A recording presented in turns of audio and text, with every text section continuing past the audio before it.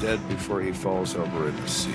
There's blood all over. He had no way of knowing it was his last ride. All investigators have to go on is a cryptic call to taxi dispatch. I need somebody to come pick me up. Detectives' hope was that somebody was going to go, I know who it is. Do you think this will work? Crazier things will certainly happen. Tips start coming back in again. That reignites the investigation. I know who shot the cab driver.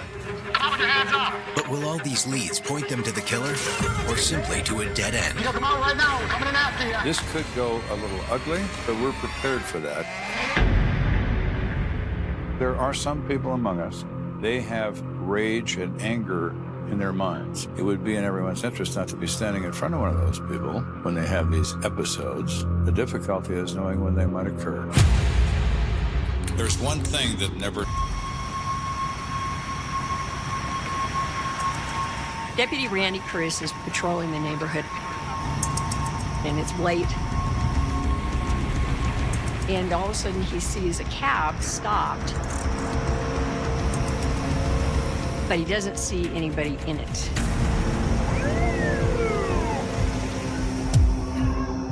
So he parks his patrol car and gets out.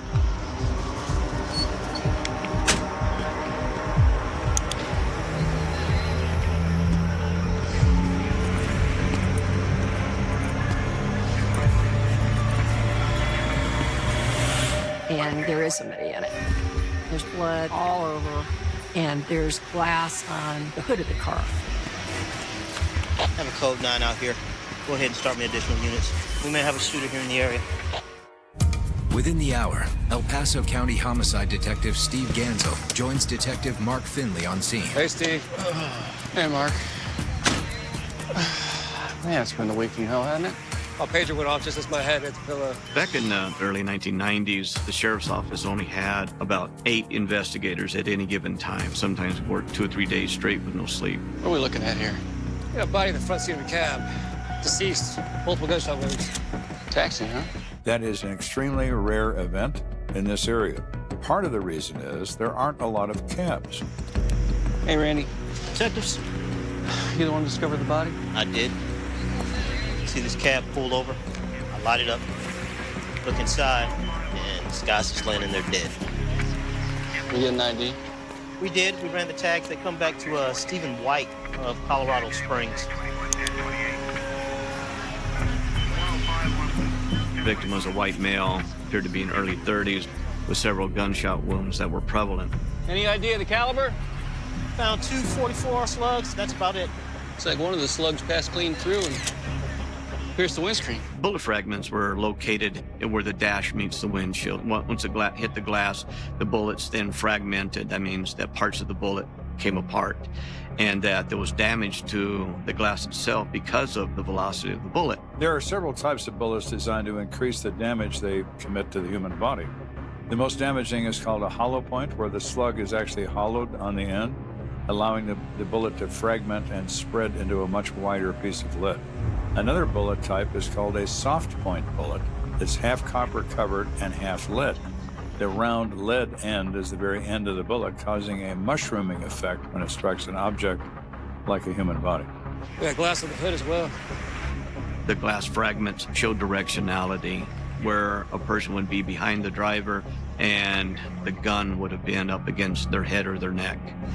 Look at how he's laying. Kind of an odd body position to be shot from behind. Exactly. You would think if you were sitting behind someone and you were to shoot someone, that the mere force of the gunshot would push someone forward. But when it was discovered, he was laying on the side, part of him in the right front floorboard, legs were extended down towards the driver's side. That would show or indicate that the body was pushed over sideways, and maybe a search was done on the clothing if robbery would have been the motive. Hey, check this out. The meter's still running. We should shut that off, but let's make sure we get a picture of that. Can we get a picture of this meter, please? The amount that's on the register is $53.10. That's a significantly high fare, which means the victim either drove his last customer a long ways, or he'd been laying there dead for quite some time. So what are you thinking? Robbery? Certainly makes the most sense considering the circumstances. Cab drivers are a target for armed robbers. They generally carry cash to make change for people who are getting in and out of their cabs. Wait, check him for a wallet? No, let's not disturb the body just yet. Let's get the whole cab towed over to the coroner's office. With the body in it, they might be able to spot something that we can't see in bright light. It's very, very rare that you would take a cab with a decedent and move it to a coroner's office, but it was something that we elected to do, be able to work in a controlled environment. In the meantime, we're going to head over to that cab company's central call station. Can you oversee the vehicle's transfer, please? Do. Thank you. Cab drivers are dispatched. Someone calls in for a request for service, and the dispatcher call out to the cab driver and let them know there's a fare to be picked up at this location. It's imperative to go to the dispatch center for Yellow Cab and retrieve any information they may have as far as a call log or a recorded call that had come in. I knew something was wrong when I didn't hear from him over the radio. She tells Genzel they are required to call in on the radio to report that they're now going off duty, and he didn't do that. Well, he didn't do that because he couldn't do it. How long had he been driving for the company? Since before I started, so at least 5 years. He was one of our best drivers. Stephen White was a really dependable employee. And he was well-liked by his coworkers, and he was being considered for the award of Driver of the Quarter. How about his work schedule? Any idea whose last fare might have been? Yeah, he started yesterday about noon, and then at about 8, he called in to say that he was going off duty for his dinner break. At around 9:30, Charlotte received a phone call requesting a pickup. She called him via radio and told him that there was a fare waiting. He radioed back that he was en route, and that was the last I heard from him. Did you get a name for that fare? No.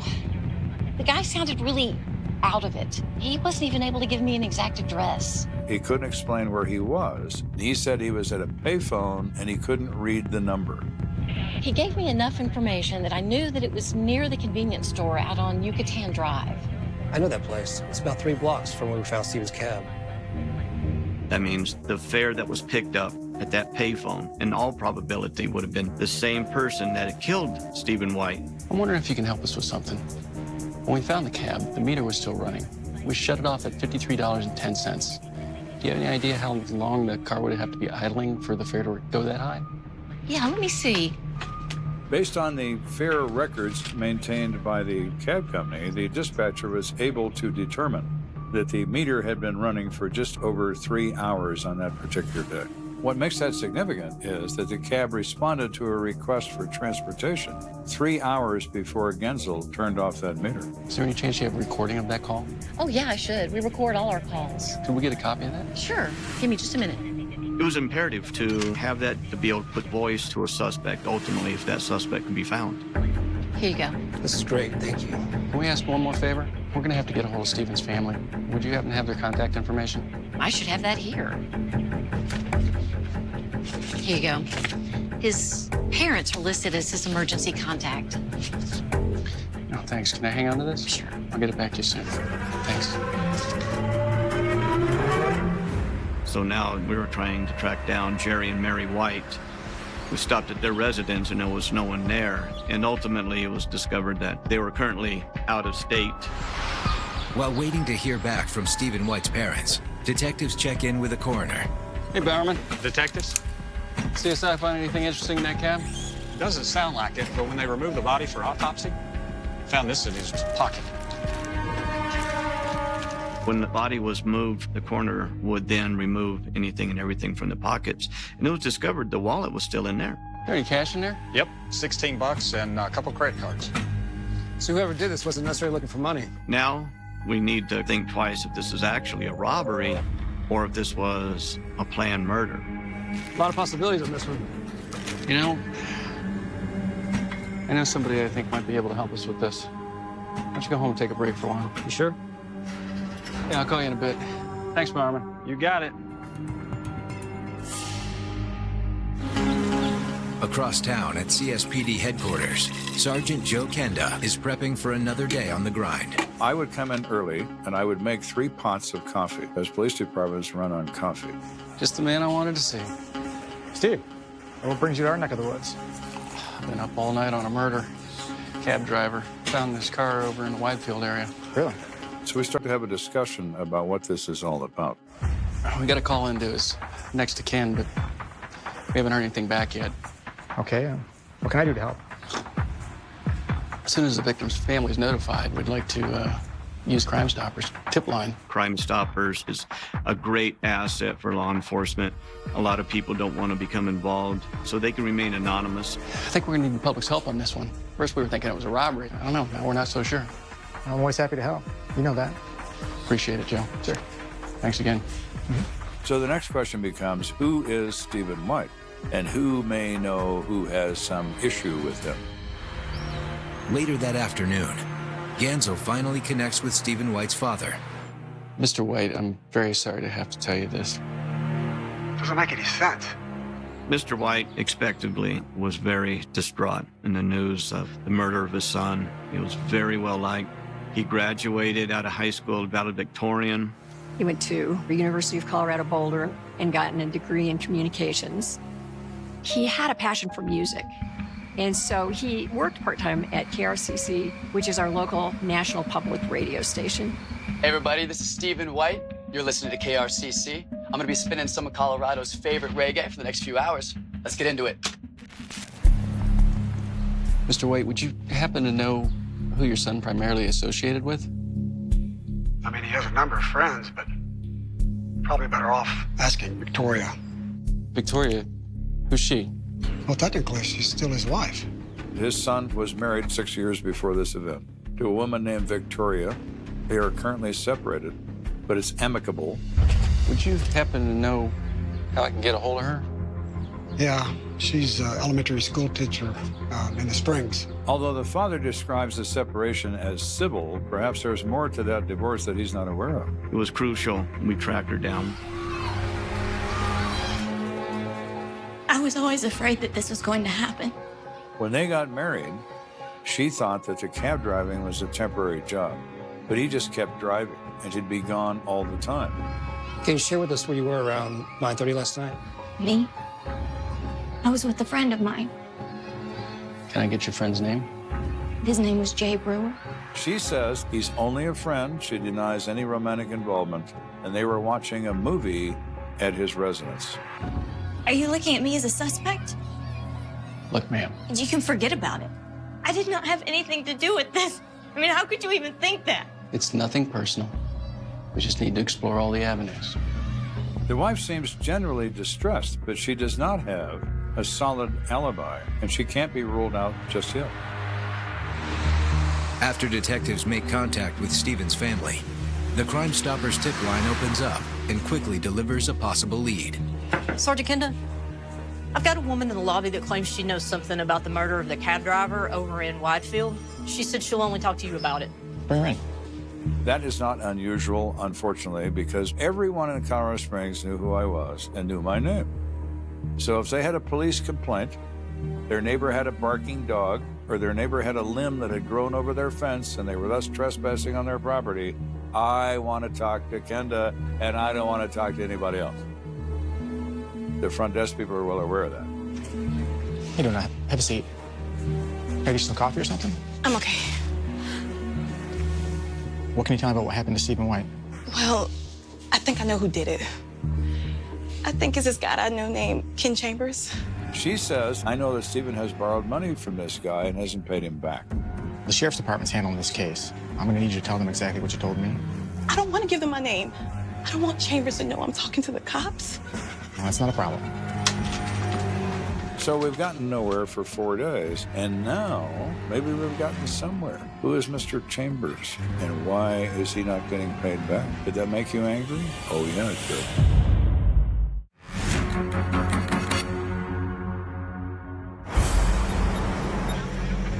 The El Paso County Sheriff's Department and the Colorado Springs PD are jointly investigating the death of Stephen White, a cab driver and part-time disc jockey, and a woman has come forward naming who she believes is the shooter in this case. Sergeant Kenda told me that you think this friend of yours, Ken Chambers, may have killed Stephen White over a debt? That's what I'm afraid of. I've known Stephen for years, and he was always borrowing money from everybody. But I think Ken loaned him a pretty large amount. She thought maybe Ken got tired of waiting and wanted to get vengeance back on Stephen and committed homicide. After Stephen's murder, I asked Ken, did you ever get your money back? And Ken said, no, he didn't. I saw him the night he died. He came by my house. Now that is interesting. Do you know where Ken lives? Yeah, over in Whitefield. Pretty close to where they found Stephen's cab. This is pretty good. We have money being owed. We have an admission by Mr. Chambers that he sees him that night. So Genzel's next step, of course, is to find Mr. Chambers and see what he has to say for himself. It's all just so weird. I mean, Stephen was over here like right before he was killed. Ken described that the night that Stephen was killed, Stephen had come by his home for a dinner break. We understand you lent him some money? Yeah, money was always tight for him. I mean, over the past few years, I helped him out a few times. Ken said, we've been friends for a long time. I never really cared if he paid me back or not. So we go from what seems to be such a promising lead that actually goes up in smoke in front of Genzel. If you ask me, all his money problems can be traced back to his wife. She was bringing him down. Mr. Chambers is not a big fan of Stephen's wife. In his opinion, Stephen worked several jobs to pay his wife's way through grad school to get a master's degree in education. And all the money problems emanate from that. He and Victoria recently separated.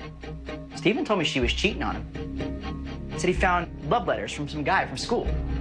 Do you happen to know the name? I think it was Brewer? Jay Brewer.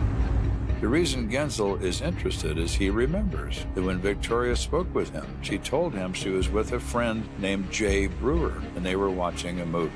So Mr. Chambers looked very interesting, but now Jay Brewer looks even more interesting. Okay, thanks for your help. Is it possible that Jay Brewer wanted to remove his girlfriend's husband from the equation? Detectives waste no time tracking down an address for their new suspect. Excuse me.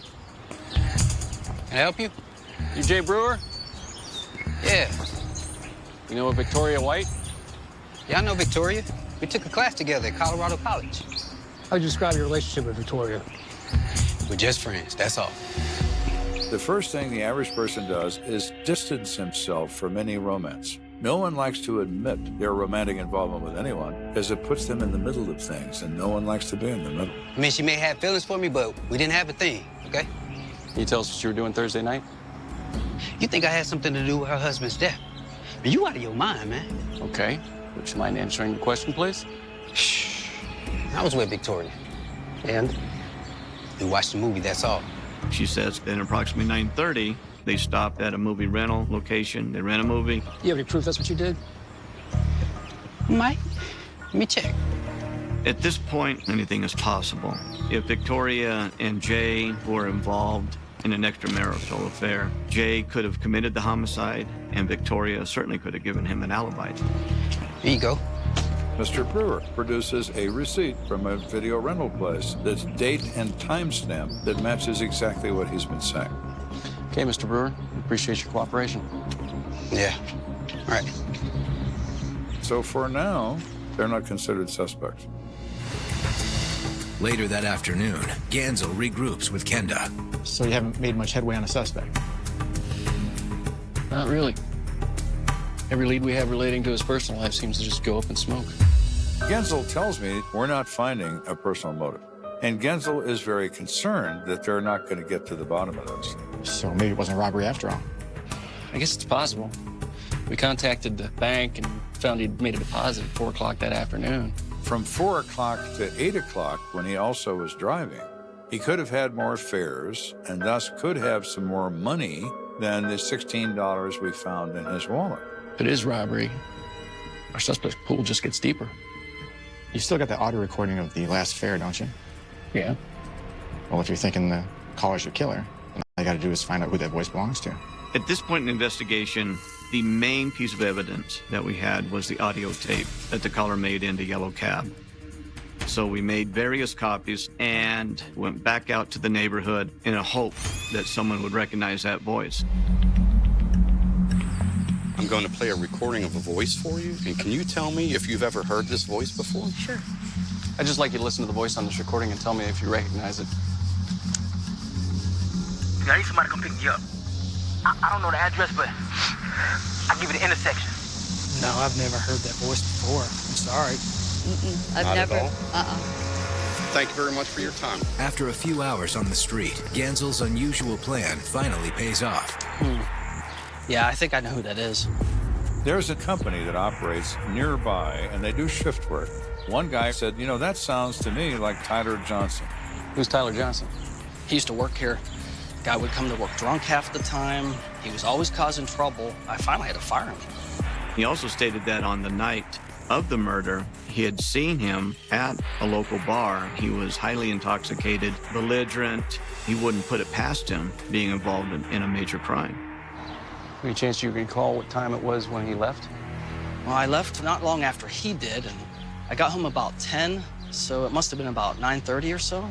We know the call into Yellow Cab was at 9:30, so this individual then became a person of interest. Any idea where I can find Mr. Johnson? I could look his address up for you in our employee records, if you want. I'd really appreciate that. Here we have a guy who apparently likes to drink. He has an extremely bad temper, and he sounds just like the voice on the recording. Is Tyler Johnson our man? Maybe. So let's go see.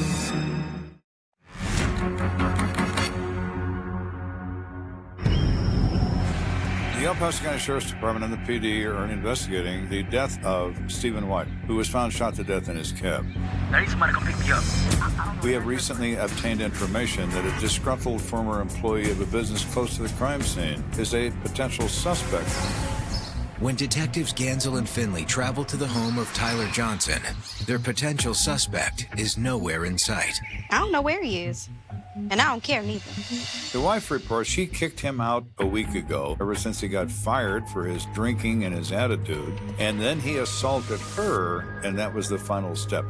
Okay, well, you wouldn't happen to know where he was on the night of April 26th, would you? Oh, yeah. He came to my door begging for me to take him back that night. I wouldn't let him in. She closed the door on him, and she has no idea as to where he went or what he did after that encounter with her. What kind of car does Tyler drive? Tyler don't have no car. He like taking cabs everywhere. Damn fool. Do you think he's capable of killing someone? I don't know. And he's drinking? Maybe.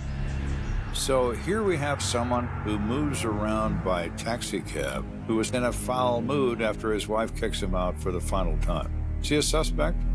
I would say he has suspect tattooed in his forehead. Do you know how we can reach Tyler? I can talk to his sister. She'll let him know you're looking for him. We'd appreciate that.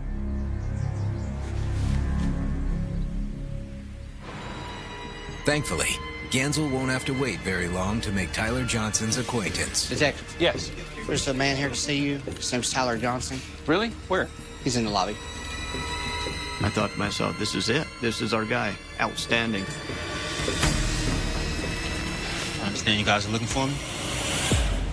And as soon as he opened his mouth, all the air went out of my sails. Knowing what the caller sounded like on the audio tape, it was absolutely two different people. Yeah, would you mind coming back to my office for a couple minutes? It was a letdown, but I still needed to speak with him to find out what he was doing during that time frame when Stephen was killed. I ain't even gonna lie. Sometimes when I drink too much, I can lose control. He admits that he does drink heavily. He does become aggressive and belligerent. The night of the murder, he openly admits he was at a bar close to where Stephen's taxi was found. I left the bar around 9:30. Started walking home. I tried to call my wife, see if she'll let me come back in. She wasn't having none of that. What'd you do after that? I had the keys to my wife's car in my pocket, so I crawled in and passed out. Boy, talk about hitting the skids. He admitted he was in a pretty rotten place in his life. Well, I know I gotta do better if she's ever gonna let me come back home again. Sure. Tyler's story followed an entire straight line of logic. So from his straightforwardness and just gut instinct, he was ruled out as a suspect. After the sheriff's office strikes out with yet another suspect, Kenda swings for the fences. When you are looking for information and you're running out of sources, you try to widen your base. Hey, Ann, it's Joe. Yeah, I was wondering if you guys might be willing to help us out. We need more people to become interested in this problem. Who is this guy? So to accomplish that, the Sheriff's Department and the PD contact Channel 5 News to see if they would be willing to do a reenactment of the event. If you wanted to get the word out and ask for public help, that was really the way to do it. Right behind me here on Yucatan Drive is where Stephen White was shot to death in his taxi cab.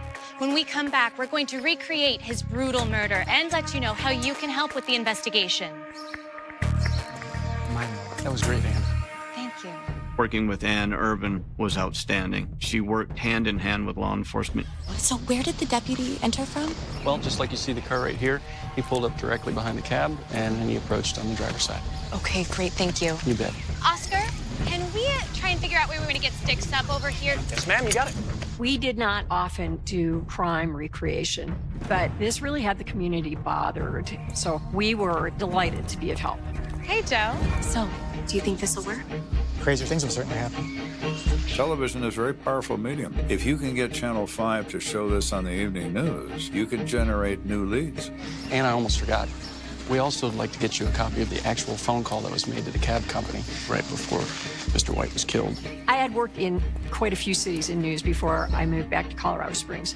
And I would tell you hands down, I always felt like Colorado Springs police were some of the best trained, best educated, and easiest to work with I had run across.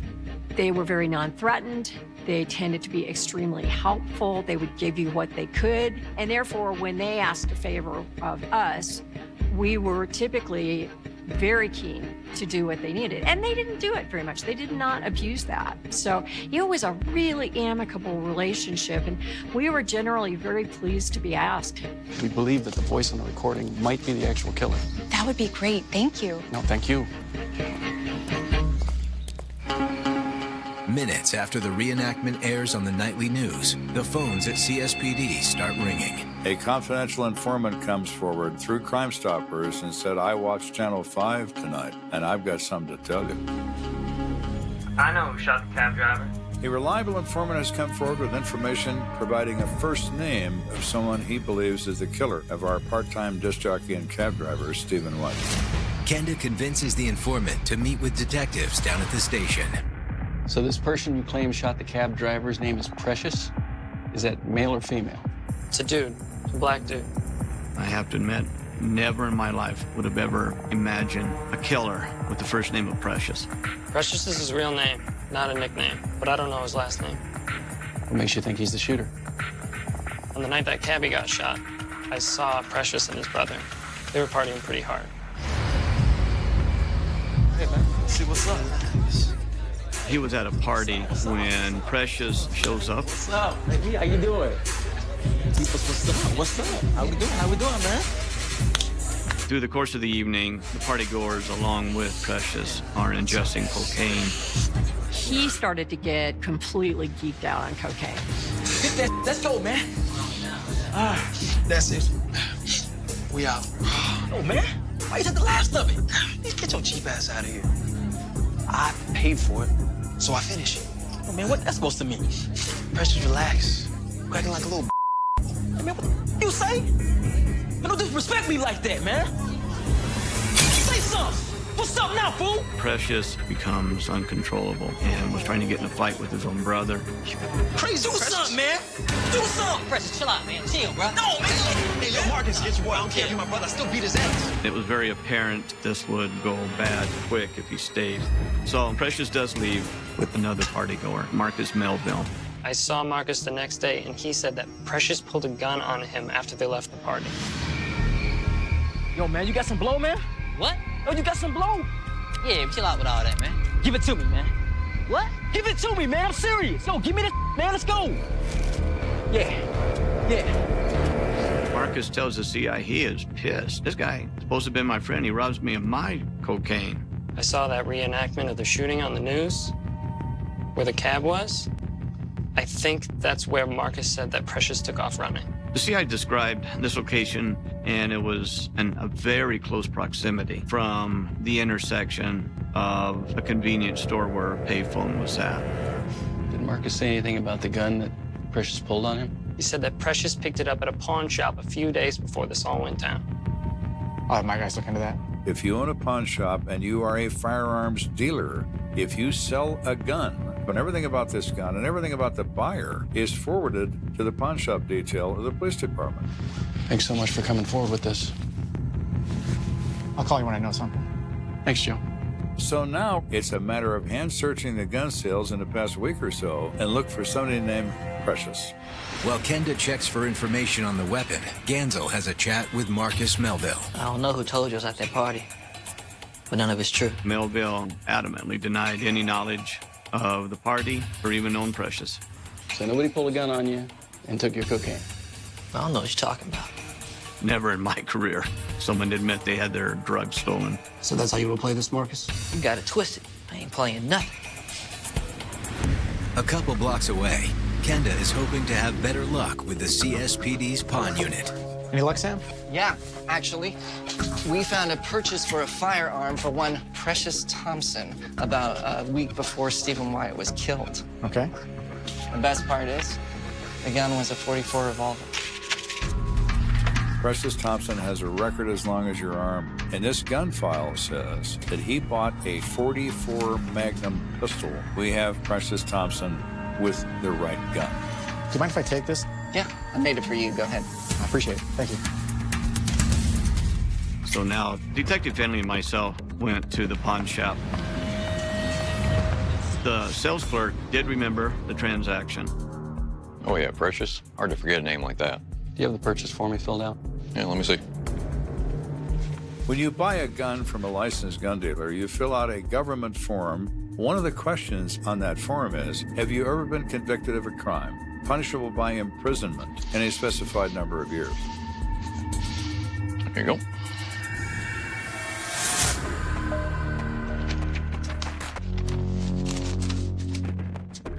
Well, that's interesting.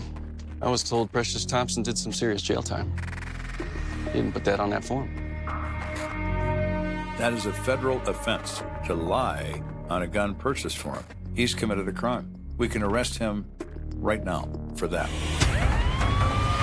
At that point, an arrest warrant was obtained. Knowing his previous criminal history, the decision was made to surround his house and try to talk Precious out of his residence. Everyone knows their roles, right? All right, let's see if we can get them to come out peacefully. Now we'll go to plan B. When you have an individual who is believed to be responsible for a homicide that has a long and deep criminal history, the likelihood is great that there's going to be gunfire when you try to arrest someone like that. Precious Thompson, this is the police. Come out with your hands up. Sergeant Kenda called to come out and voluntarily surrender himself. What y'all want, man?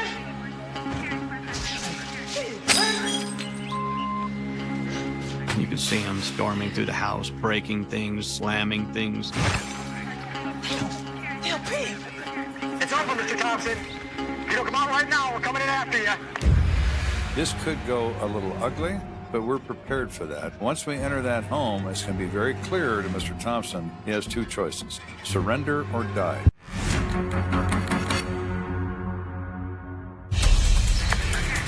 It's over, Mr. Thompson. So here we could have determined the identity of a person who is responsible for shooting Stephen White to death in his cab. He's no longer a voice on a recording. He is Precious Thompson, and we are about to arrest him for murder. If you don't come out right now, we're coming in after you. Yo, get out of my place, man! What y'all trying to do, man?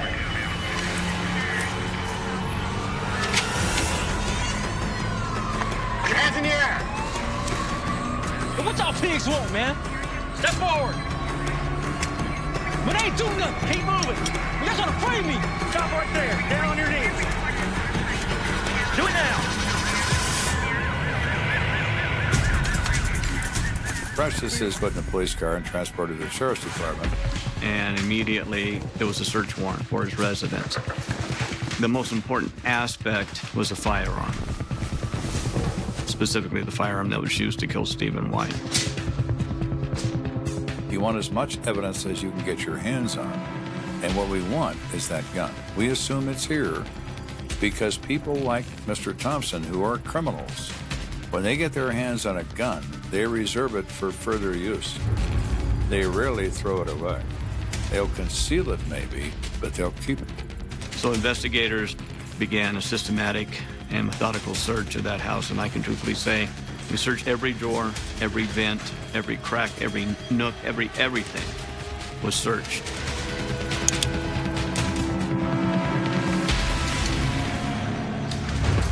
Over the next several hours, officers methodically combed through every room of the house. That house was turned upside down. Everything was searched. Sir, I think I found something. We found the receipt for the purchase of the .44 caliber revolver. What you got? Let's find that gun. Sounds like a plan.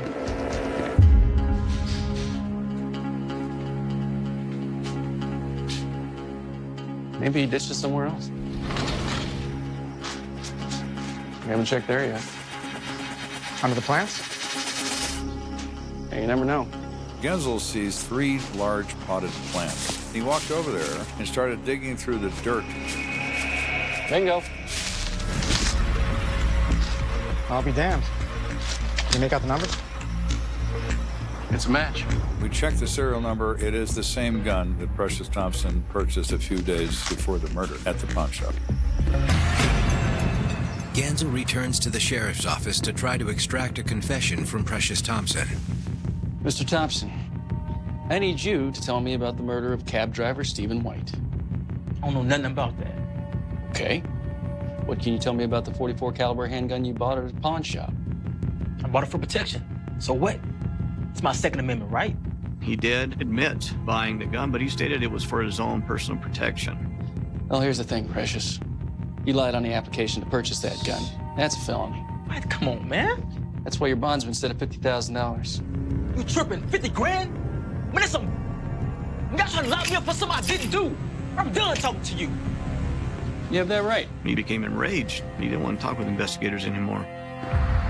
Without a confession, Genzel looks for other ways to cement a conviction. It's absolutely imperative that we put Precious in that cab, making that phone call, and committing that murder. So I'd come up with a plan to prove that Precious is the one that made the call. Okay, Precious, we're gonna make this simple. All you gotta do is say what's on the note. Are you serious, man? You ready? He was given a transcript of what was said by the caller, and he needed to read that verbatim. He dials the yellow cab number, and they record it at the yellow cab using the same equipment. I need someone to come pick me up. I ain't sure the address, but I know the intersection. Thank you. Wasn't so bad, was it? Detectives send out the new recording and the original call for comparative analysis. We have that sent to a laboratory in Los Angeles to see if they could make a determination that that voice is one and the same. I need somebody to come pick me up. I don't know the address, but I'll give you the intersection. Eventually, the report comes back from these people that is with a high degree of confidence, they say, that the voice on the original tape is in fact the voice of Precious Thompson. When confronted with the vocal confirmation, Precious finally gives detectives what they've been looking for. Yeah, I shot the boy. I was high and drunk, and I needed the cash. That what y'all want to hear? Yeah, that'll do. I just want y'all on my face so I can go back to prison and relax. Precious Thompson is sent to the Colorado State Penitentiary, where he then can apparently relax. Based on the evidence and Thompson's confession, Kenda and Genzel have a clear idea of what happened on the night of the murder. Precious Thompson is heavily using cocaine, and the use of cocaine induces a feeling of paranoia and also enhances your level of anger and rage. Do something, man! Do something! Precious, chill out. It ain't worth it, brothers. Get out, Bounce. Go crazy ass somewhere else. Precious Thompson is raging on cocaine. Chill out with all that, man. Give it to me, man. He pulls a gun and robs his friend of his money and his drugs. Man, let's go! Yeah. Yeah. Precious then ran off to the closest payphone.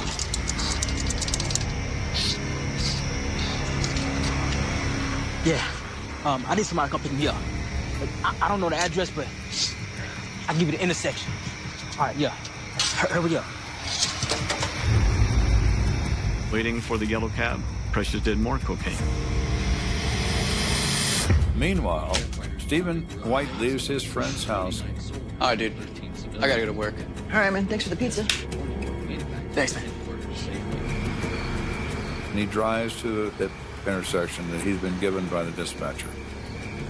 He had no way of knowing it was his last ride.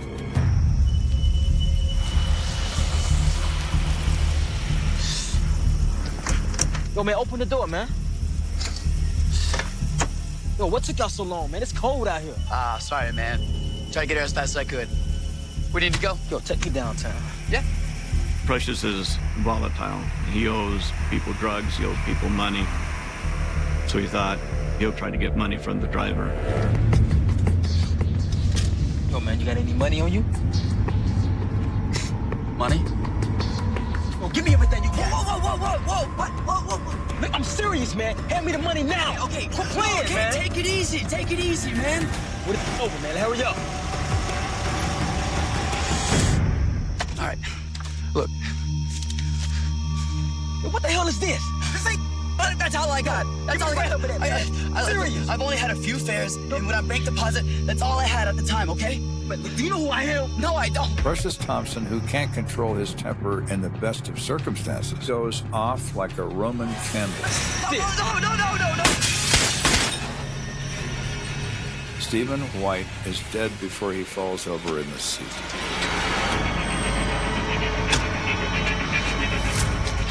Precious then pushes the body of Stephen over to search his pockets to see if he had any more money. Cocaine drives people to kill. It hijacks the pleasure center of the mind, and it never, ever gives it back. At the end of this sad affair, Precious Thompson pleads guilty to second-degree murder and is sentenced to 58 years in prison.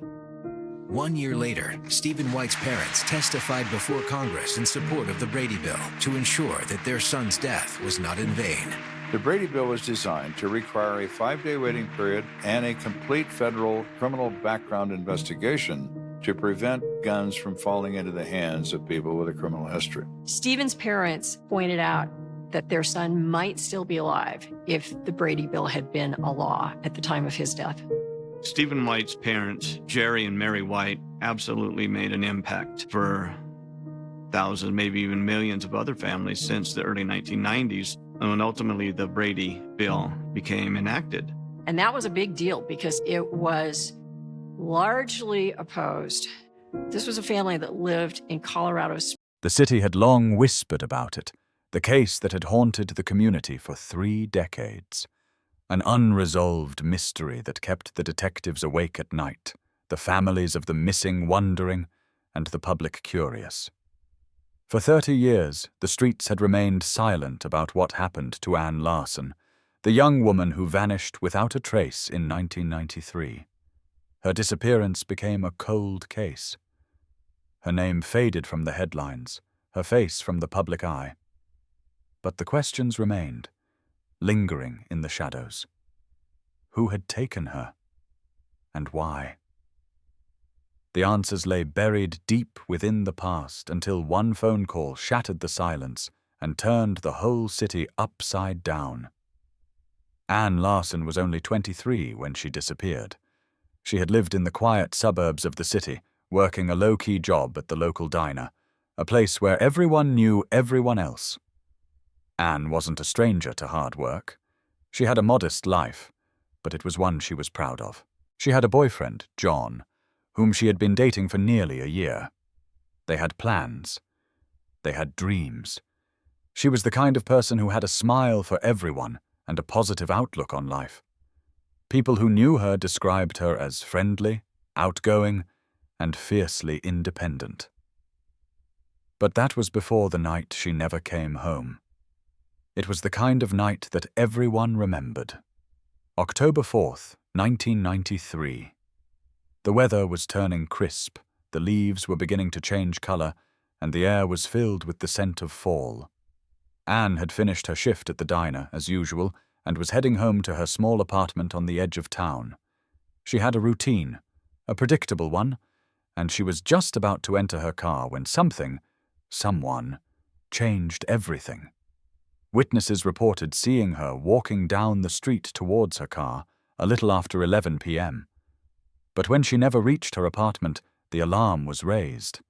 Her family, living just a few miles away, was the first to notice her absence. They tried calling her, but the phone went straight to voicemail. They called her friends, checked her usual spots, but Anne was nowhere to be found. Panic set in. Hours passed, and there was no sign of her. The police were notified, and the search began. They started by questioning her boyfriend, John. He was one of the last people to see her after all. John was visibly shaken. He told investigators he hadn't spoken to her after she left work, but he had tried to call her several times.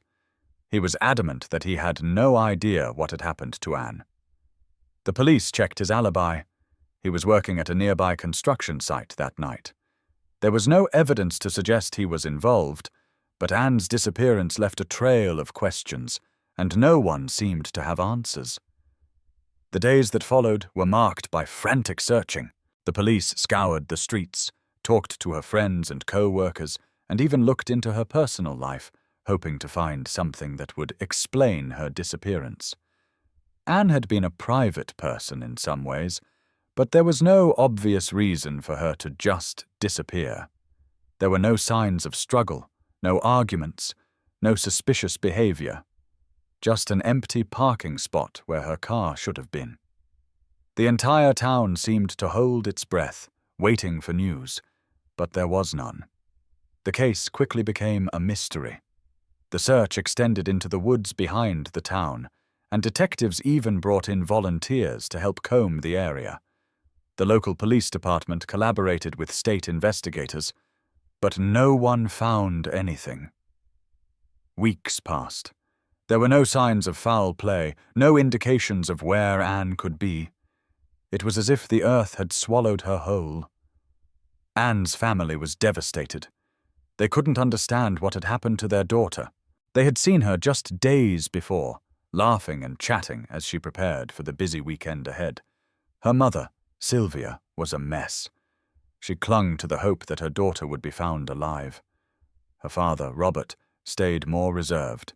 But deep down, he couldn't shake the feeling that something terrible had happened to Anne. Their world began to unravel.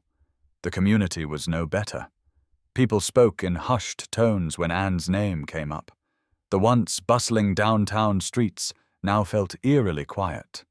There was an unspoken fear that something terrible could happen to anyone in this town, in this place that had once felt so safe.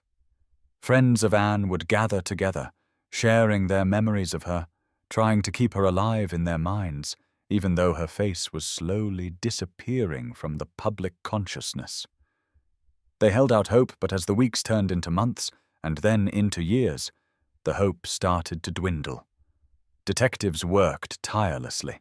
They re-interviewed Anne's friends, family, and co-workers, hoping to uncover some new lead.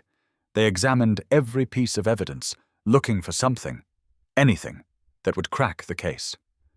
But the leads were few and far between. There were whispers of a man seen near the diner around the time Anne went missing, but no one could ever confirm it. And there was no concrete evidence to tie anyone to the crime. A man with dark hair, wearing a long coat, was reported by a couple of witnesses, but no one could provide a clear description, and he was never found. The case remained cold, unsolved. As the years passed, Anne's family continued to hold out hope, even as they grew older. They refused to let her memory fade. Every year, on the anniversary of her disappearance, they would gather in her old room, now empty and silent, to remember her. The search never stopped, even if the police department had moved on. But as the years turned to decades, it became harder to keep the faith. The cold case file was placed in a drawer, gathering dust, marked by time. The investigation had gone as far as it could. Or so it seemed. Then, in 2023, a new detective named Rachel Wallace came into the picture. Rachel had heard the stories of Anne Larson, and she was determined to tackle the cold cases that had haunted the city. She was no stranger to difficult investigations. In fact, she had a reputation for solving cases that had gone unsolved for years. She had an intuition, an uncanny ability to spot connections others missed. And when she read the file on Anne Larson, something about it didn't sit right with her. There were pieces of the puzzle still missing. The case wasn't finished. It was just waiting for someone to uncover the truth. Rachel began by reviewing the case notes.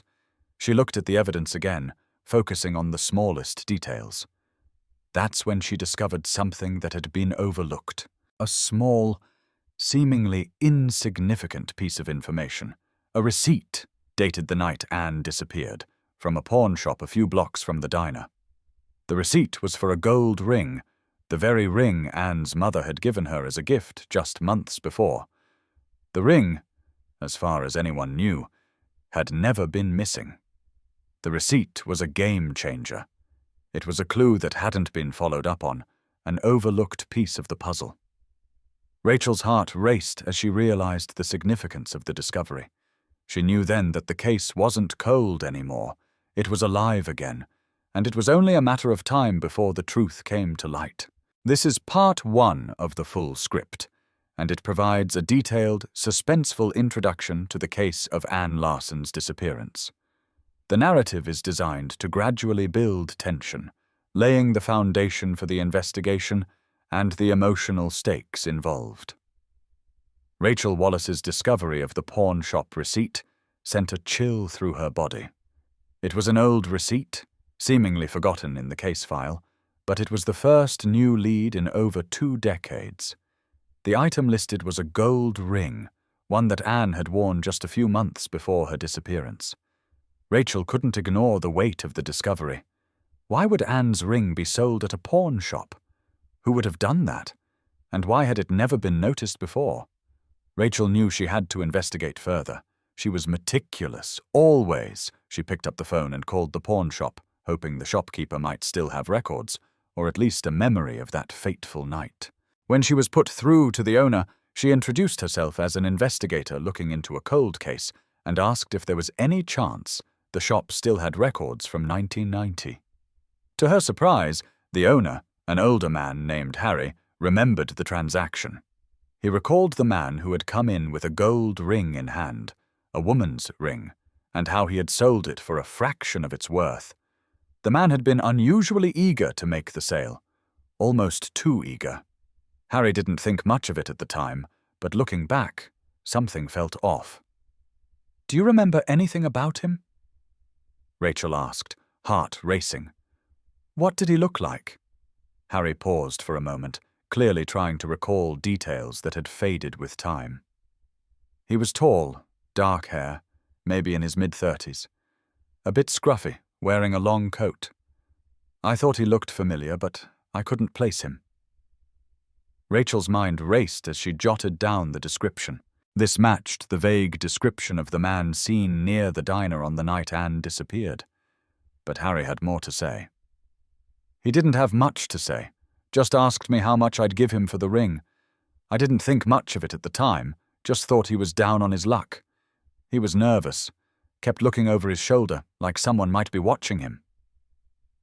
Harry continued, his voice low, as though he was remembering something he had buried in his mind for years.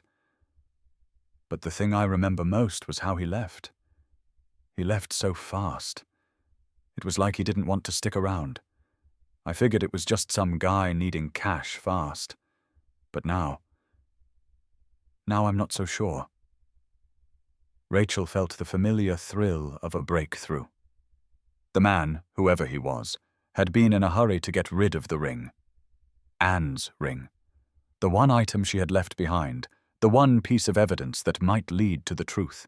Do you have any way of contacting him? A name? A description of the car? Rachel asked, her voice steady but urgent. Harry hesitated. I only remember the man's face vaguely, but I might have something in the old records. It's all in the back somewhere. Let me check. Rachel's heart pounded as Harry promised to dig through the boxes of old paperwork. After a long wait, he called back. I found something. Harry said, his voice cracked with disbelief. The man's name was Gregory Miller. He lived in a small town nearby, and his address is listed here. You might want to follow up on it. Gregory Miller. The name sat heavily in Rachel's mind. She ran the name through the database, and sure enough, there he was, a man with a criminal record. Nothing too serious, but enough to raise suspicion. Gregory Miller had been arrested for petty theft and assault years ago, but there were no charges tied to the murder or disappearance of Ann Larson. His last known address was in a small town a few hours away from where Ann had lived. Rachel knew she had to follow up on this lead. It was the only one she had. She called for backup and then made the drive to Gregory Miller's town, her mind racing with possibilities. Could this man be the key to the 30-year-old mystery? Could he have been the one who had taken Ann? Arriving in the small town, Rachel found herself in a place that seemed almost frozen in time. The streets were quiet, with a handful of houses spaced out in what appeared to be an old, forgotten neighborhood. The air was thick with anticipation as she parked her car and approached the address Harry had given her. Gregory Miller's house was small but well-maintained. A modest, two-story structure tucked away at the end of a cul-de-sac. The windows were closed, but a light flickered in the upstairs room. Rachel knocked on the door, her heart pounding in her chest. There was no answer, so she knocked again. A moment passed before the door creaked open. A man, in his early 40s, stood before her. He was tall, with dark hair and a scruffy beard. His eyes darted around nervously as he looked at Rachel. "Can I help you?" he asked, his voice trembling slightly. Rachel introduced herself, showing her badge. "I'm Detective Rachel Wallace. I'm investigating a cold case from 1993. Ann Larson. You might remember her." Gregory's face immediately changed. His eyes widened for a split second before he quickly masked his surprise with a forced smile. "I don't know anything about that. I think you have the wrong person." Rachel wasn't convinced. She studied him, noticing his unease. His posture was stiff, his hands clenched into fists at his sides. "I don't think I do," she said calmly. "We have reason to believe that you might know something about Ann Larson's disappearance." Gregory's eyes flickered again. His lips parted as though he were about to say something, but then he quickly closed his mouth. Rachel took a step closer. "Gregory," she said, her voice soft but firm. "I know about the ring, the pawn shop, the receipt, the sale." At the mention of the pawn shop, Gregory visibly tensed. His eyes darted to the side as if searching for an escape. Rachel's instincts were telling her that she was on the right track. "I didn't mean for any of this to happen," he stammered, his voice shaky. "I didn't want to hurt her. I just..." "Just what?" Rachel cut him off, her tone more forceful now. "What happened to Ann?"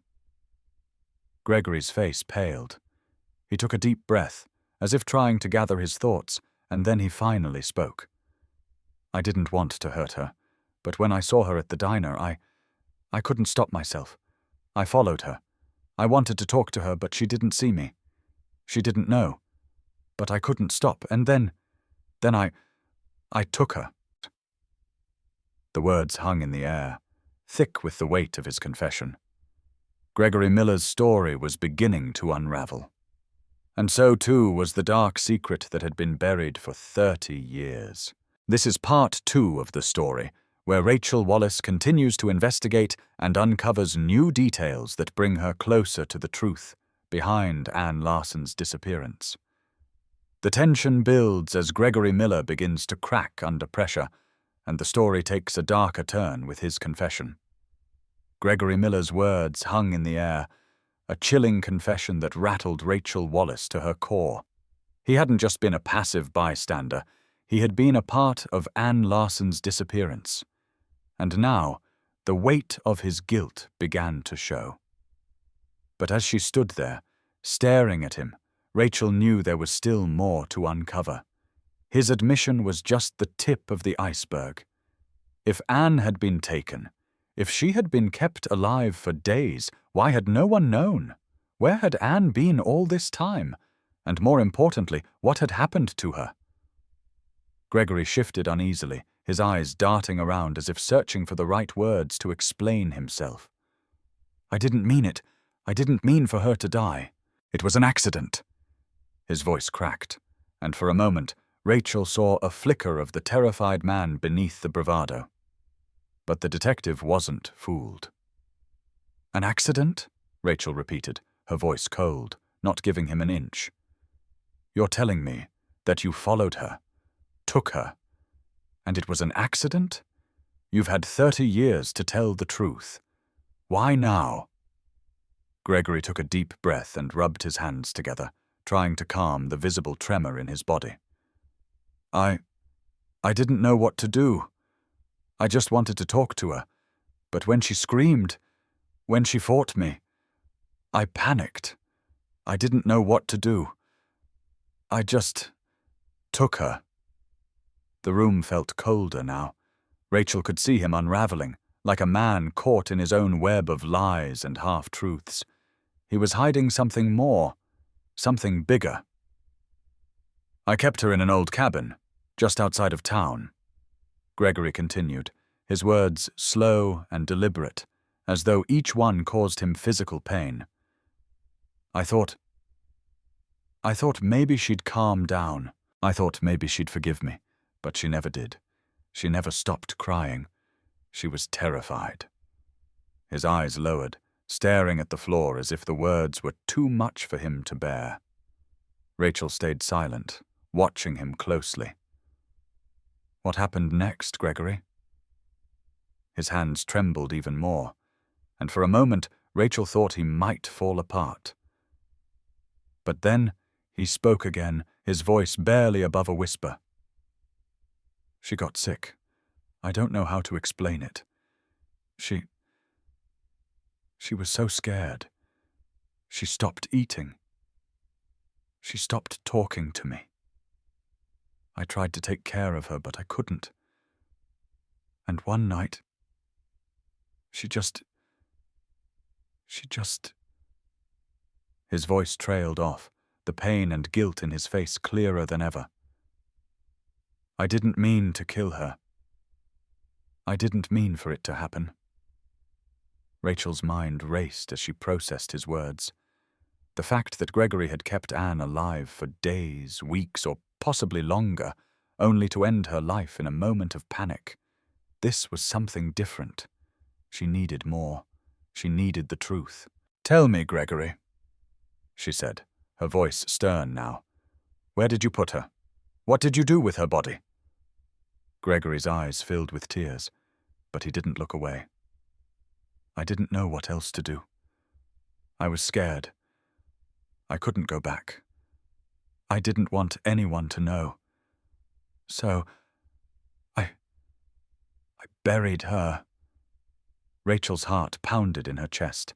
The pieces were falling into place, but there was something about Gregory's words that still didn't sit right with her. You buried her, she repeated. Where? He hesitated, his gaze flickering toward the window. In the woods, not far from the cabin. I thought if I kept her hidden, no one would ever find out. I thought I could move on. The air in the room seemed to grow heavier, the weight of his confession pressing down on Rachel's chest. The cabin, the woods, the hidden burial site. It was all too calculated, too deliberate. He had known exactly what he was doing. Rachel knew there was no time to waste. She needed to get to that cabin and search the woods. You're going to take me there, Gregory, she said, standing up straight. You're going to show me where you buried her. Gregory nodded, his face pale and stricken with remorse.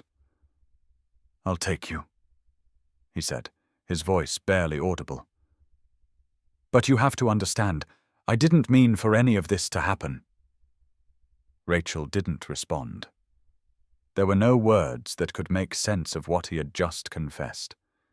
Anne Larson had spent her final days in terror, confined to a cabin in the woods, alone, and eventually killed by the very man who had stalked her. The haunting reality of it felt suffocating. But she couldn't stop now. She had to find Anne's remains. For the sake of justice, for the sake of closure for Anne's family, she had to see this through. The drive to the cabin was silent, save for the hum of the engine and the occasional sound of Gregory's shaky breathing beside her. He looked like a man on the brink of collapse, but there was no sympathy left in Rachel's heart. She had seen enough tragedy in her career to last a lifetime, and Anne's story was one that needed to be told, no matter how difficult the journey. They arrived at the cabin just after dusk. The air was heavy with the scent of pine and the rustle of leaves in the wind. The place was remote, hidden deep within the forest, far away from any main roads or residential areas. Rachel parked the car and got out, scanning the area for any signs of disturbance. She had been here before, standing at the edge of a mystery, trying to piece together fragments of a shattered story. Gregory led her to the back of the cabin, his feet dragging as he moved. He stopped near a large rock, covered in moss, and pointed to the ground. "Right here," he said, his voice breaking. "I dug the hole just over there. I didn't think anyone would come looking." Rachel crouched down and ran her fingers over the earth, the soil damp from the evening dew. She knew that beneath her fingertips the truth lay buried. She didn't waste any time. She called for backup, knowing that the search would be delicate, methodical. They needed to dig carefully, to preserve whatever evidence remained. As the team arrived, Rachel stepped back, watching them begin their work.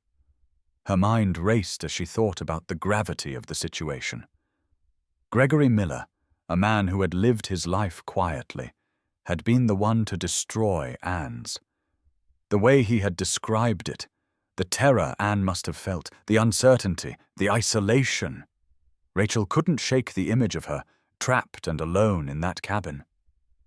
The minutes felt like hours as the team dug, and as they peeled away the layers of earth, the chilling truth slowly emerged there. Lying beneath the soil was a body, a young woman's body. The remains were badly decomposed, but there was no mistaking the truth. This was Anne Larson. Rachel's heart pounded in her chest. They had found her. After all these years, Anne Larson's body had finally been recovered. But the sadness in Rachel's heart was mixed with a bitter sense of justice. Gregory Miller had finally been caught. His confession had led them to this moment, but nothing could undo the pain, the suffering, or the time lost. Anne Larson had been taken from this world far too soon. As the team carefully bagged the remains, Rachel turned to Gregory, who stood silently by the cabin. His face was a mask of anguish. "You're going to be charged with murder, Gregory," she said, her voice firm, but not without an edge of empathy. "You're going to face the consequences for what you did." Gregory nodded, his eyes filled with tears. "I know," he whispered. "I just wanted her to forgive me." But Anne would never forgive him. She would never have the chance. Her life had been stolen from her, and no apology could change that. The story of Anne Larson's disappearance had finally been brought to light, but it was a story that would haunt the community for years to come. This is part 3 of this investigation, as Rachel continues to unravel the mystery behind Anne Larson's disappearance. With Gregory Miller's confession, the search for Anne's body finally leads to a shocking discovery, bringing the long unsolved case closer to its final conclusion. The tension mounts as Rachel grapples with the emotional weight of what she has uncovered. The moment Anne Larson's remains were uncovered, the weight of the discovery settled heavily in the air. The scent of damp earth lingered, and the sense of finality was overwhelming. Anne Larson, a young woman whose life had been stolen so violently, had remained hidden for 30 years. It was as if she had been waiting all this time for someone to uncover the truth. And Rachel Wallace, along with the evidence Gregory Miller had unwillingly provided, had finally given her that chance. As the forensic team carefully bagged the remains, Rachel couldn't help but feel a mixture of emotions. Relief. Yes, but also a growing unease. The case, which had once seemed like a distant, cold case, had become a tragic, undeniable reality. Anne's family would finally have the closure they had been desperate for. But what about the terror Anne must have felt in those final days? Alone and terrified in the hands of a man who claimed to have loved her. Rachel shook her head, trying to push aside the haunting thoughts. She turned back to Gregory, who had been standing a few paces behind her. His face was a study in guilt, a mask of despair. There was no denying that he had been part of the nightmare that had consumed Anne's life, but there was something else, a deeper story. Rachel could see it in his eyes. He wasn't just a man caught in the grip of guilt.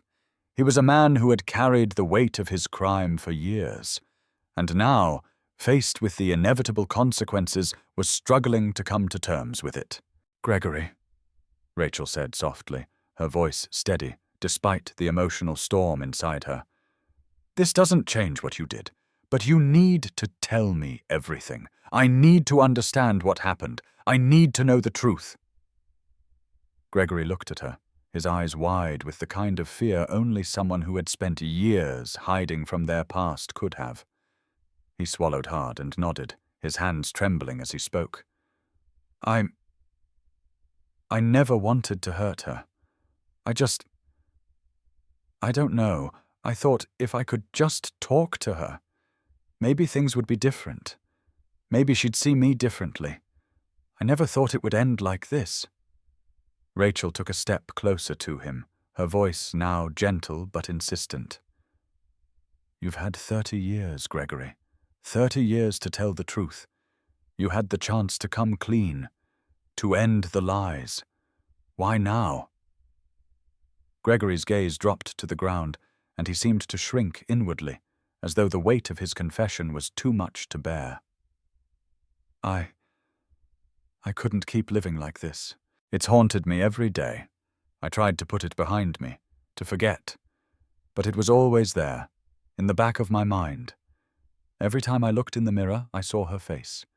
Every time I closed my eyes, I heard her scream. I couldn't escape it. I thought I could start over, that I could leave it behind, but I never did. His words felt like a confession, not just of the crime itself, but of a soul that had been broken under the burden of guilt. Rachel understood. She had seen this kind of remorse before.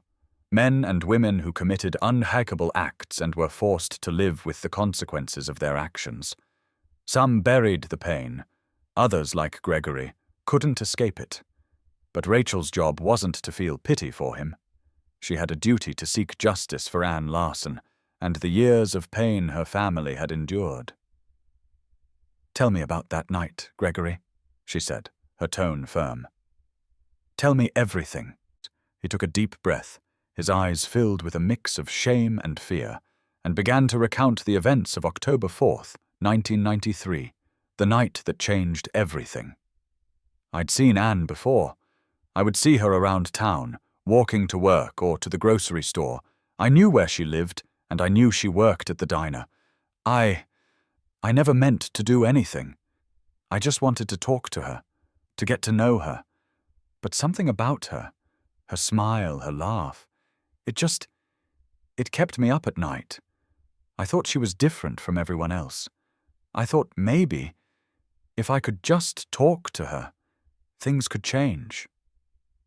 Gregory's voice was soft, almost apologetic, as if he were trying to explain the unexplainable. Rachel couldn't help but feel a chill as he spoke. She'd heard similar stories before, obsessive behavior that spirals out of control. But in Anne's case, it had led to a horrifying outcome. On the night she disappeared, Gregory continued, I followed her out of the diner. I was waiting for her to leave, just to see where she was going. She had no idea I was there. She didn't even know I existed. But I thought maybe Maybe if I just spoke to her, she'd listen. Rachel's gaze hardened as he spoke. She could feel the gravity of his words, but there was no excuse for what had happened next. "What happened when she saw you?" she asked. Gregory flinched, as though the memory itself hurt him. She was scared. She didn't know who I was. I told her to calm down, that I wasn't going to hurt her. But she screamed.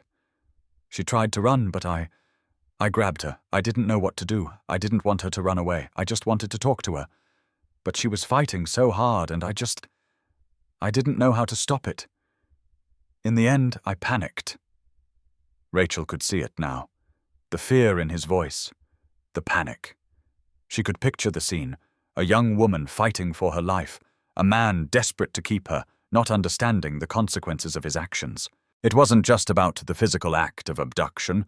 It was the psychological control he had sought, the twisted need to possess someone he couldn't have. "I never meant to hurt her," Gregory said again, his voice breaking.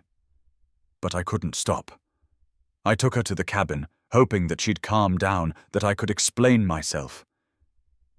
But it only got worse. She was terrified, and I didn't know what to do. I couldn't just let her go. So I kept her there, hoping things would change, hoping she'd understand me." Rachel felt sick to her stomach as she listened to his words. "You kept her there," she repeated. "For how long?" Gregory's eyes shifted uncomfortably. "A few days. But she wasn't the same. She was so broken. She wouldn't talk to me. She wouldn't look at me. She was afraid. And I couldn't fix it. I thought if I just gave her some time, she'd come around. But then she stopped eating. She stopped fighting. She just gave up. I didn't know what to do." Rachel felt a pang of sorrow for Anne, but it didn't change the fact that Gregory had taken her life. He had locked her away, hidden her from the world, and ultimately, he had killed her. The choice he made, the decision to end Anne's life rather than let her go, was unforgivable.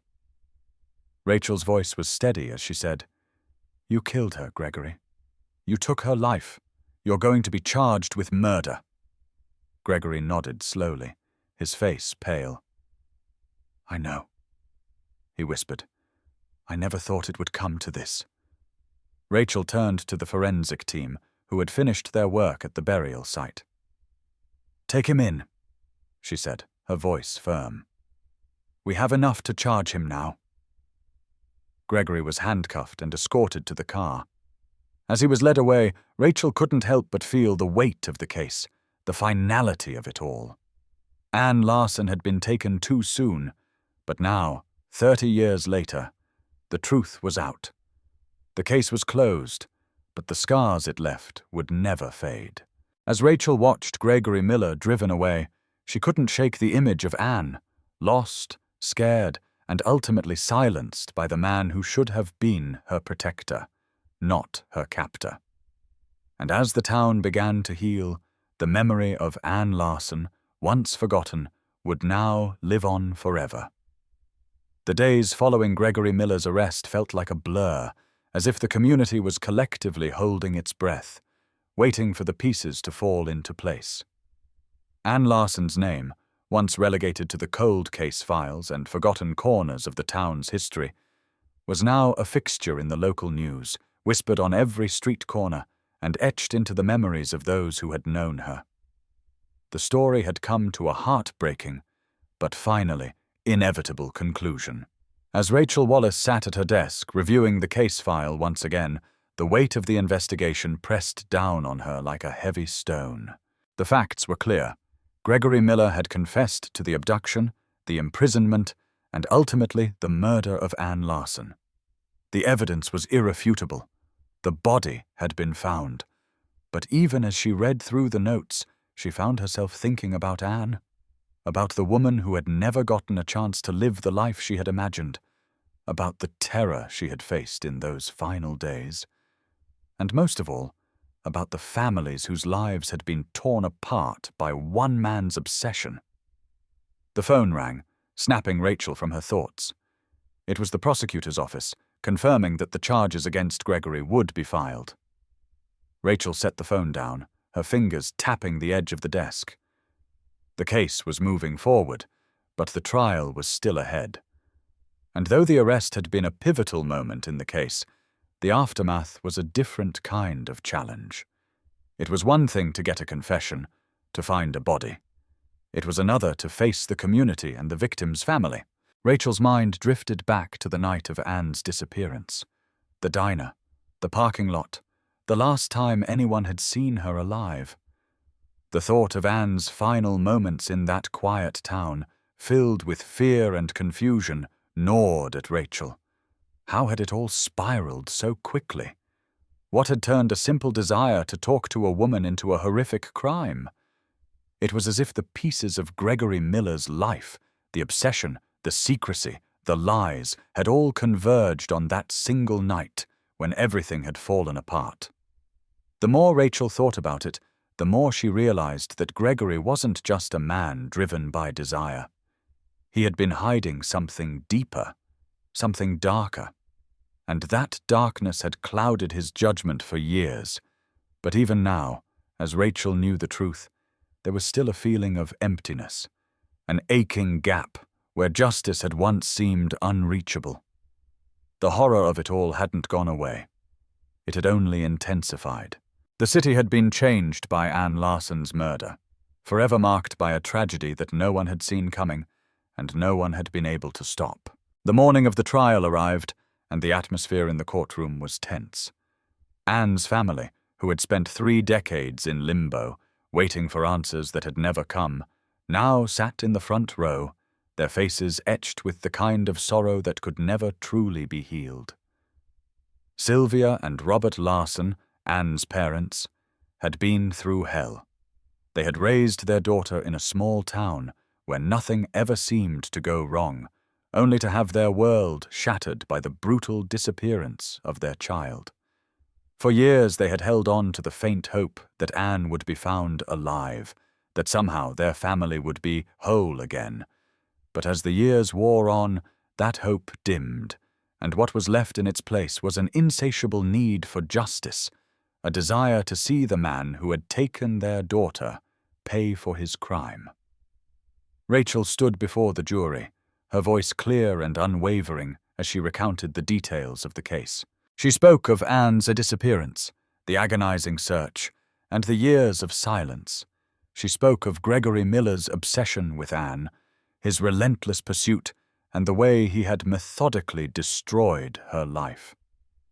But what hit hardest was the recounting of those final days, when Anne had been held captive in the woods, alone, her life slipping away with every passing hour. As the prosecutor laid out the charges, Gregory Miller's defense attorney remained silent, knowing there was no defense to offer. There was no question of his guilt. His confession was airtight. The jury had already made up their minds before the trial had even begun. But it was the victim impact statements that resonated most with the room. Sylvia Larson stood first, her voice trembling with emotion as she addressed the court. "I remember the day Anne was born. I remember holding her in my arms and telling her that I would always protect her, that no harm would ever come to her," she said, her voice thick with grief. "And yet, I couldn't protect her from this man. I couldn't keep her safe. I failed her. I will never forgive myself for that." Her words echoed in the courtroom, and Rachel felt the weight of them deep in her chest. The pain of a mother, the emptiness of a parent who had been robbed of their child, was something that couldn't be erased by a conviction or a sentence. It was a wound that would never heal, no matter what the court decided. As the trial proceeded, more details came to light. There were the interviews with Gregory Miller's old friends, who spoke of his strange behavior in the months leading up to Anne's disappearance. There were the reports of him lurking around the diner, of the way he would watch Anne from a distance, his eyes fixed on her as if she were something he could possess. But no one had ever suspected what was really going on inside his mind. No one had known how far he was willing to go to make Anne a part of his life, even if it meant taking her by force. Gregory himself took the stand in his defense, his voice shaky as he apologized for what he had done. He spoke of the guilt that had eaten away at him, of the torment he had lived with for years. But his words felt hollow. There was no sincerity in his apology. There was no remorse in his eyes. He was a man who had been caught, not a man who had been changed by the consequences of his actions. His confession had come too late. The damage was already done. When the jury returned with their verdict, it was swift and unambiguous. Gregory Miller was guilty of first-degree murder, kidnapping, and unlawful imprisonment. The sentence would come later, but it was clear that there was no mercy to be found. The law had done its job. The community had its justice. But the emptiness remained. The weeks following the trial were filled with a mixture of relief and sorrow. Anne Larson's family had finally received the justice they had waited for, but the grief of losing their daughter was something that would never leave them. The town had changed too. The whispers that had once surrounded Anne's disappearance had now been replaced by a quiet, somber understanding of the horror that had occurred. The mystery was solved, but the pain was just as real as it had been 30 years ago. Rachel returned to the precinct, her heart heavy with the knowledge that despite the conviction, some cases, some lives, would never be truly resolved. The truth had been revealed, but it had come too late to undo the damage. Anne Larson was gone, and no amount of justice could bring her back. As Rachel sat at her desk, staring at the case file one last time, she found herself reflecting on the lives that had been torn apart by a single, twisted obsession. She thought of Sylvia and Robert Larson, of their quiet pain and their never-ending grief. She thought of Anne, of the woman who had never had the chance to live the life she deserved. But Rachel knew that, in the end, the truth had come out. Anne Larson would not be forgotten. And though the justice system had done its job, it was the memory of the young woman, a woman whose life had been stolen, who would haunt the town forever. This is part 5, the conclusion of the trial and aftermath, where justice is finally served, but the emotional impact lingers. Rachel, having solved the case, reflects on the lasting consequences for both the victim's family and the community. The story of Anne Larson and the twisted journey to uncover the truth leaves an indelible mark on everyone involved. The days after the trial seemed to drag on, like time itself was unwilling to let go of the weight of the case. The conviction of Gregory Miller had given the town something it hadn't had in 30 years: closure. Yet for all the satisfaction that came with seeing the man who had taken Anne Larson's life locked away, there was still an emptiness. It was as if the tragedy had seeped into the very fabric of the community, leaving behind a permanent scar. Rachel Wallace found herself questioning the outcome in ways she hadn't expected. She had solved the case, brought the truth to light, and watched as justice was served. But Anne Larson's death, her senseless, horrific death, still haunted her thoughts. She couldn't shake the image of Anne, a young woman with so much potential, trapped in the hands of a man who saw her not as a person, but as something to be controlled. She had been taken, held against her will, and ultimately silenced by the one person she had no reason to fear. Rachel spent her evenings in silence, going over the details of the case in her mind, replaying the moments when the truth had come out, when Gregory Miller's confession had finally shattered the facade of normalcy. She couldn't escape the echoes of Anne's story. No matter how many cases she solved, no matter how many criminals she put behind bars, there was always one that stayed with her. Ann Larson was that case, but there was no time to dwell on the past. Rachel's phone rang one evening, the shrill sound cutting through the quiet. She picked it up without hesitation, her mind already on the work that awaited her. "Detective Wallace?" she said, her voice steady but tired. "Rachel," came the familiar voice of her captain, John Carver. "We need to talk. Meet me at the station in 30. The urgency in his tone made her sit up straighter. "What's going on?" "You'll find out when you get here," he replied, his voice tight. "This one's bigger than we thought." Rachel hung up the phone, feeling a knot form in her stomach. Another case. Another mystery. She had hoped for a break after the Ann Larson case, but she knew that wasn't the reality of her job. She grabbed her coat, made her way to the precinct, and tried to shake off the feeling that something was off. The station was bustling when she arrived. Detectives were on the phone, officers were moving in and out of rooms, and the air was thick with the tension that came with the announcement of a new investigation. Rachel found Captain Carver in his office, standing with a few other officers, all of them focused on a large file in front of them. When Rachel entered, Carver nodded for her to take a seat. "Take a look at this," Carver said, pushing the file toward her. Rachel opened it, scanning the pages quickly. The case was new, but there were troubling similarities to the Ann Larson case. A woman, aged 22, had been reported missing just a few days ago. Her name was Claire Jennings. She had disappeared without a trace on her way home from a late-night shift at a local cafe. No witnesses, no leads. Just an empty street and an unanswered phone call to her boyfriend. "This just came in," Carver continued. "We've got a possible connection to the Larson case. The circumstances are eerily similar. We don't know if it's a copycat or if it's related, but we can't ignore the pattern. We need to dig in, fast." Rachel looked up at him, her mind spinning. It was a familiar feeling, that sense of déjà vu. Another young woman, another disappearance. But this time, Rachel couldn't help but wonder. Was this something bigger than just a coincidence? "You think it's the same guy?" Rachel asked, her voice steady. "I don't know, but I do know that we can't afford to take any chances. We're going to look at this case as if it's related. We'll follow the same steps we did with Larson, witnesses, footage, alibis, and we'll bring in the same experts." Rachel nodded, feeling the weight of the responsibility settle in her chest. This wasn't just about finding a missing person anymore.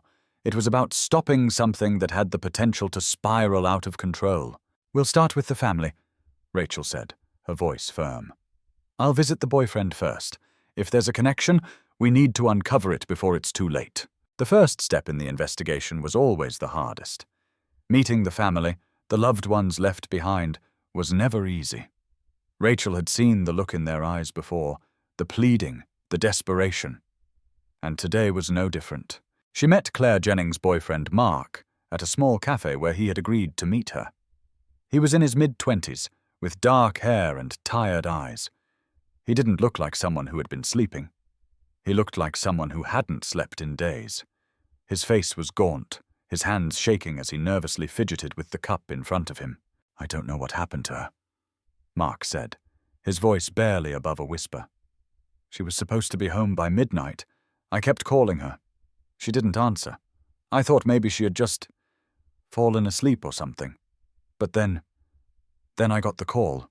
Rachel felt her stomach twist at his words. The same feeling, the same helplessness that she had seen in Anne's family.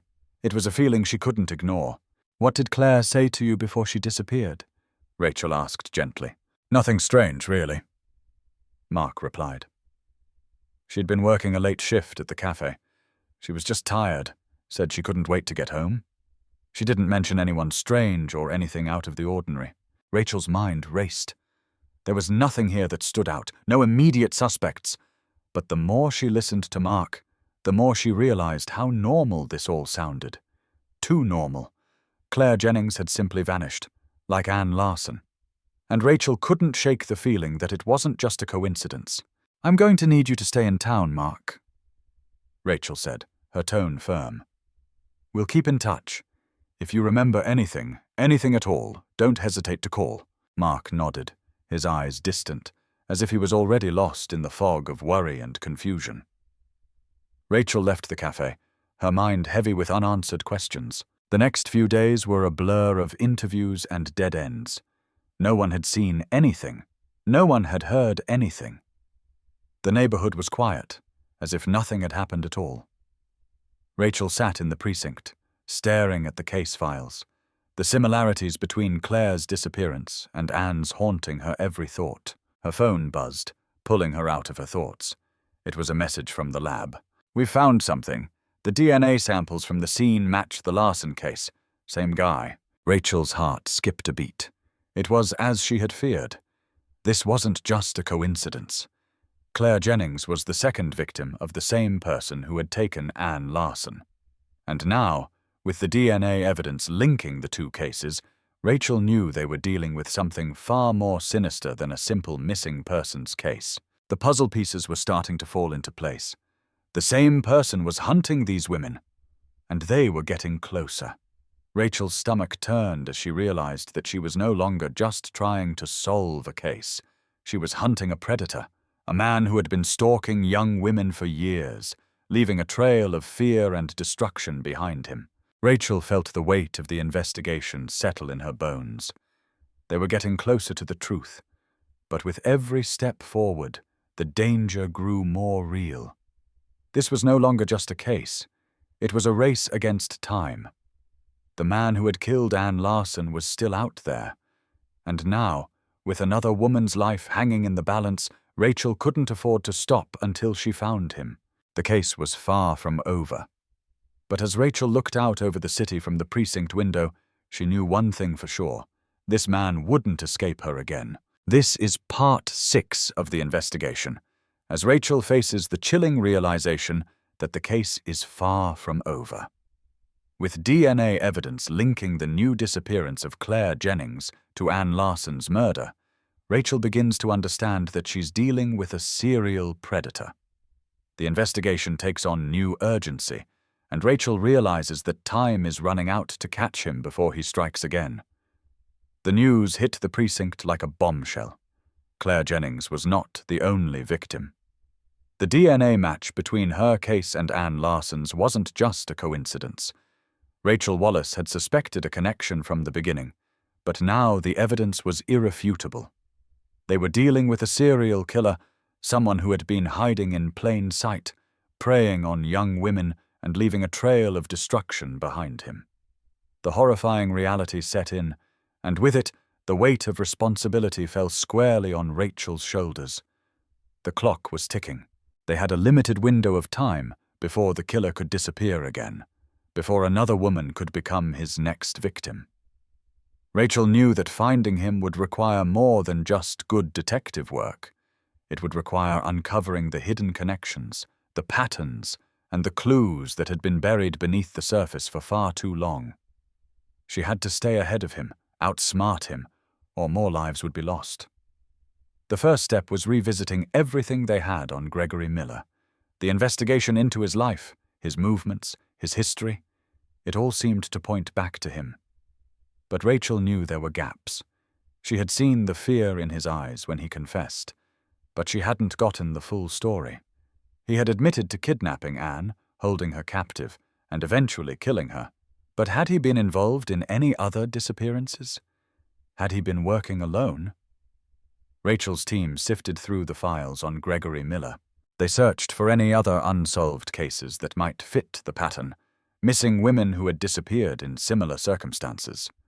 The more they dug, the more they uncovered. Several cases, spanning the last decade, began to take shape.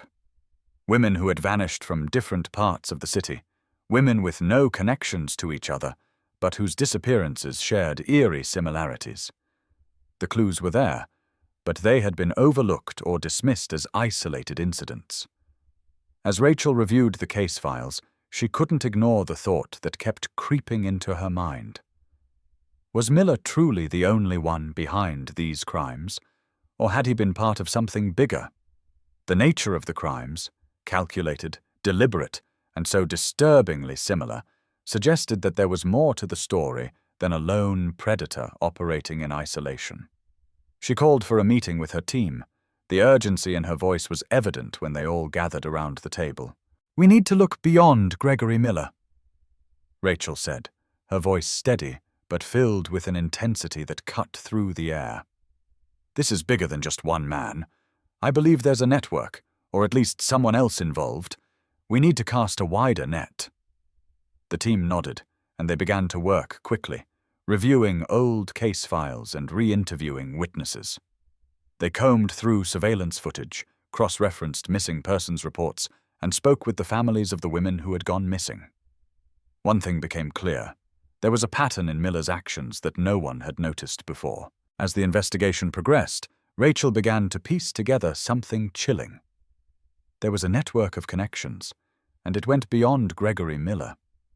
It seemed that each of his victims had been carefully selected. But more than that, there were signs that the women had been watched long before they disappeared. There were reports of unknown men lingering near the places they worked, walked, or lived. It wasn't just a coincidence.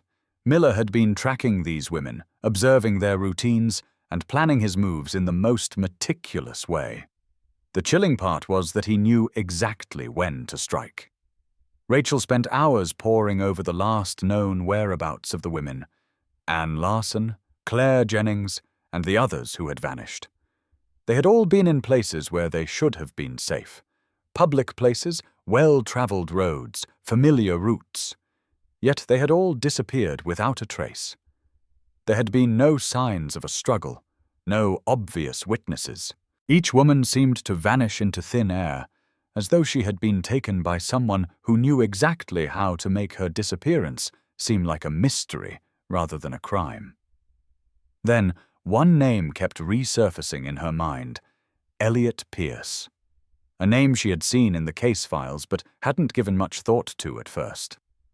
He had been Gregory Miller's roommate years ago, back when Miller had first been arrested for minor offenses. Pierce had been involved in a number of incidents, though he had no criminal record. The strange thing was that Pierce had disappeared around the same time Ann Larson had been abducted. Had he simply left town, or had something more sinister happened? Rachel called in her best investigator, Detective John Avery, and asked him to dig deeper into Pierce's background.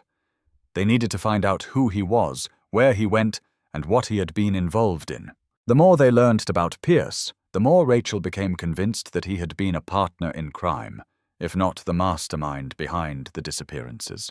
The breakthrough came when Avery found a link between Pierce and an old underground network of criminals, a group that trafficked in stolen goods, including jewelry, electronics, and other valuables. The group had been disbanded years ago, but Pierce had been known to associate with some of its most dangerous members. He had been involved in a variety of shady activities, from petty theft to black market dealings, but it seemed like the group had faded from the radar after Pierce had vanished. Avery managed to track down one of the old members of the group, a man named Frank Henderson, who had been arrested and served time for his involvement. Henderson was now out on parole, living in a small town outside of the city. Rachel immediately made plans to visit him. Frank Henderson's small, run-down house smelled of stale cigarettes and cheap beer. He was sitting in a recliner when Rachel and Avery arrived. His eyes were bloodshot, and his hands trembled slightly as he took a sip from a can of beer. He had the look of a man who had spent too long in the shadows. "Frank," Rachel said, her tone firm but measured. "We need to talk. We're investigating a series of disappearances. Your name has come up. Do you know a man named Elliot Pierce?" Henderson shifted uncomfortably in his chair, his eyes darting toward the window. "I don't know nothing about that," he muttered, but Rachel could see the nervous twitch in his eye. He was hiding something. "Don't lie to me," Rachel snapped. "Pierce was involved in something much worse than petty theft. I need you to tell me what you know. Who was he working with? Was he involved in the disappearances?" Henderson looked down at his hands, his face pale. After a long silence, he finally spoke. "Elliot, He wasn't just some petty thief. He had connections, people in high places. He used to talk about it, about how he'd make a lot of money from it. But I never knew what he meant. I just knew he disappeared. And after that, things got real quiet. Rachel's mind raced. What happened to him? Where did he go? Henderson took a long drag from his cigarette. Then slowly, reluctantly, he answered, "He was involved in a lot of bad stuff, Rachel. I don't know who, but someone made sure he kept his mouth shut. After Ann Larson went missing, that was it. He vanished." Rachel turned to Avery, her mind already moving a mile a minute. The truth was slowly coming to light. There was more to Gregory Miller's story than anyone had realized. He hadn't just been operating on his own. He had been part of a larger, more dangerous network of criminals, a network that had preyed on young women, exploiting their fear and confusion. And now, with Pierce's involvement confirmed, the pieces of the puzzle were finally starting to fit together. The network, Rachel knew, had to be shut down, but they still didn't know how deep it ran or who else might be involved. The danger had just escalated, and Rachel knew that this was only the beginning. They weren't dealing with a lone predator anymore. They were facing a full-blown criminal enterprise, and it was more dangerous than she could have ever imagined. This is part 7 of the investigation, as Rachel uncovers a deeper conspiracy surrounding the disappearances of Ann Larson and Claire Jennings. With the new revelation about Elliot Pierce's involvement and the criminal network he was connected to, the case takes a darker turn. Rachel realizes that they're up against something much larger than they initially thought, and the stakes have never been higher. The truth, Rachel realized, had always been out of reach, not because it was hidden, but because no one had ever known where to look. Now, after months of investigation, after sifting through endless hours of interviews and evidence, the threads were finally beginning to pull together. Elliot Pierce's disappearance had been a catalyst, a dark, unresolved piece of the puzzle. And now Rachel knew she was facing something far more sinister than a lone man with an unhealthy obsession. The disappearances of Ann Larson and Claire Jennings were not isolated incidents. They were part of a larger, hidden world, a world of fear, manipulation, and control. But the hardest part was yet to come, finding the people who had orchestrated it all. Rachel knew she was walking a fine line. Every step she took seemed to lead her deeper into a web of deception. But the danger was becoming more real with every new discovery. This wasn't just a case about 2 missing women anymore. This was about taking down an entire network that had been operating under the radar for years, and its roots spread deep, perhaps deeper than she had initially thought. The days following her meeting with Frank Henderson had been a whirlwind. Rachel and her team had worked tirelessly, following up on every lead, re-interviewing old witnesses, and sifting through mountains of evidence that had been overlooked for years. They now had something concrete to go on. Elliot Pierce's involvement in a criminal network that had been trafficking stolen goods, but it seemed that the scope of the operation was much wider than they initially believed. The disappearance of Ann Larson had merely been the beginning. With each passing hour, Rachel's sense of urgency grew. The victims weren't just women who had been randomly chosen. They had been carefully selected, targeted in ways no one could have predicted. The network didn't just take them. It controlled them, manipulated them. Anne had been kept alive, hidden away, a prisoner of someone who had orchestrated the entire thing from the shadows. Claire Jennings hadn't been the first victim, and she wouldn't be the last. If Rachel didn't act quickly, there could be more victims, women who were already being watched, already being tracked. The breakthrough came when Rachel's team found a connection between Pierce and a man named Richard Dick Fulton. Fulton was an associate of Pierce's from his time in the underground network, and though he had no criminal record, Rachel's instincts told her that he was more involved than anyone realized. His name had never come up in the initial investigation, but it appeared in the background of several old cases. Fulton had a history of being involved in shady dealings, from smuggling stolen property to facilitating illegal transactions. The more Rachel learned about him, the more she realized that he was a key player in a much larger scheme, one that had been operating right under their noses. Rachel called in her best investigator, Detective John Avery, and together they tracked Fulton's movements. His activities had been under the radar for years, but Rachel knew that would change. She couldn't afford to waste any more time. If they were going to bring down this network, they needed to act fast. They dug into his past, spoke to former associates, and tracked his financial records. They found evidence of multiple bank accounts and connections to businesses in the city, legitimate on the surface, but with deeper, more troubling associations. Then, Rachel got the call. The phone rang late that night, and Rachel was still at the precinct, her mind reeling from the new developments. She picked up the phone, her heart already racing. "Detective Wallace," came the voice on the other end. "John?" Rachel asked. She could tell from his tone that something had changed. "We've got him," Avery said, his voice low but urgent. "Fulton's at a bar downtown.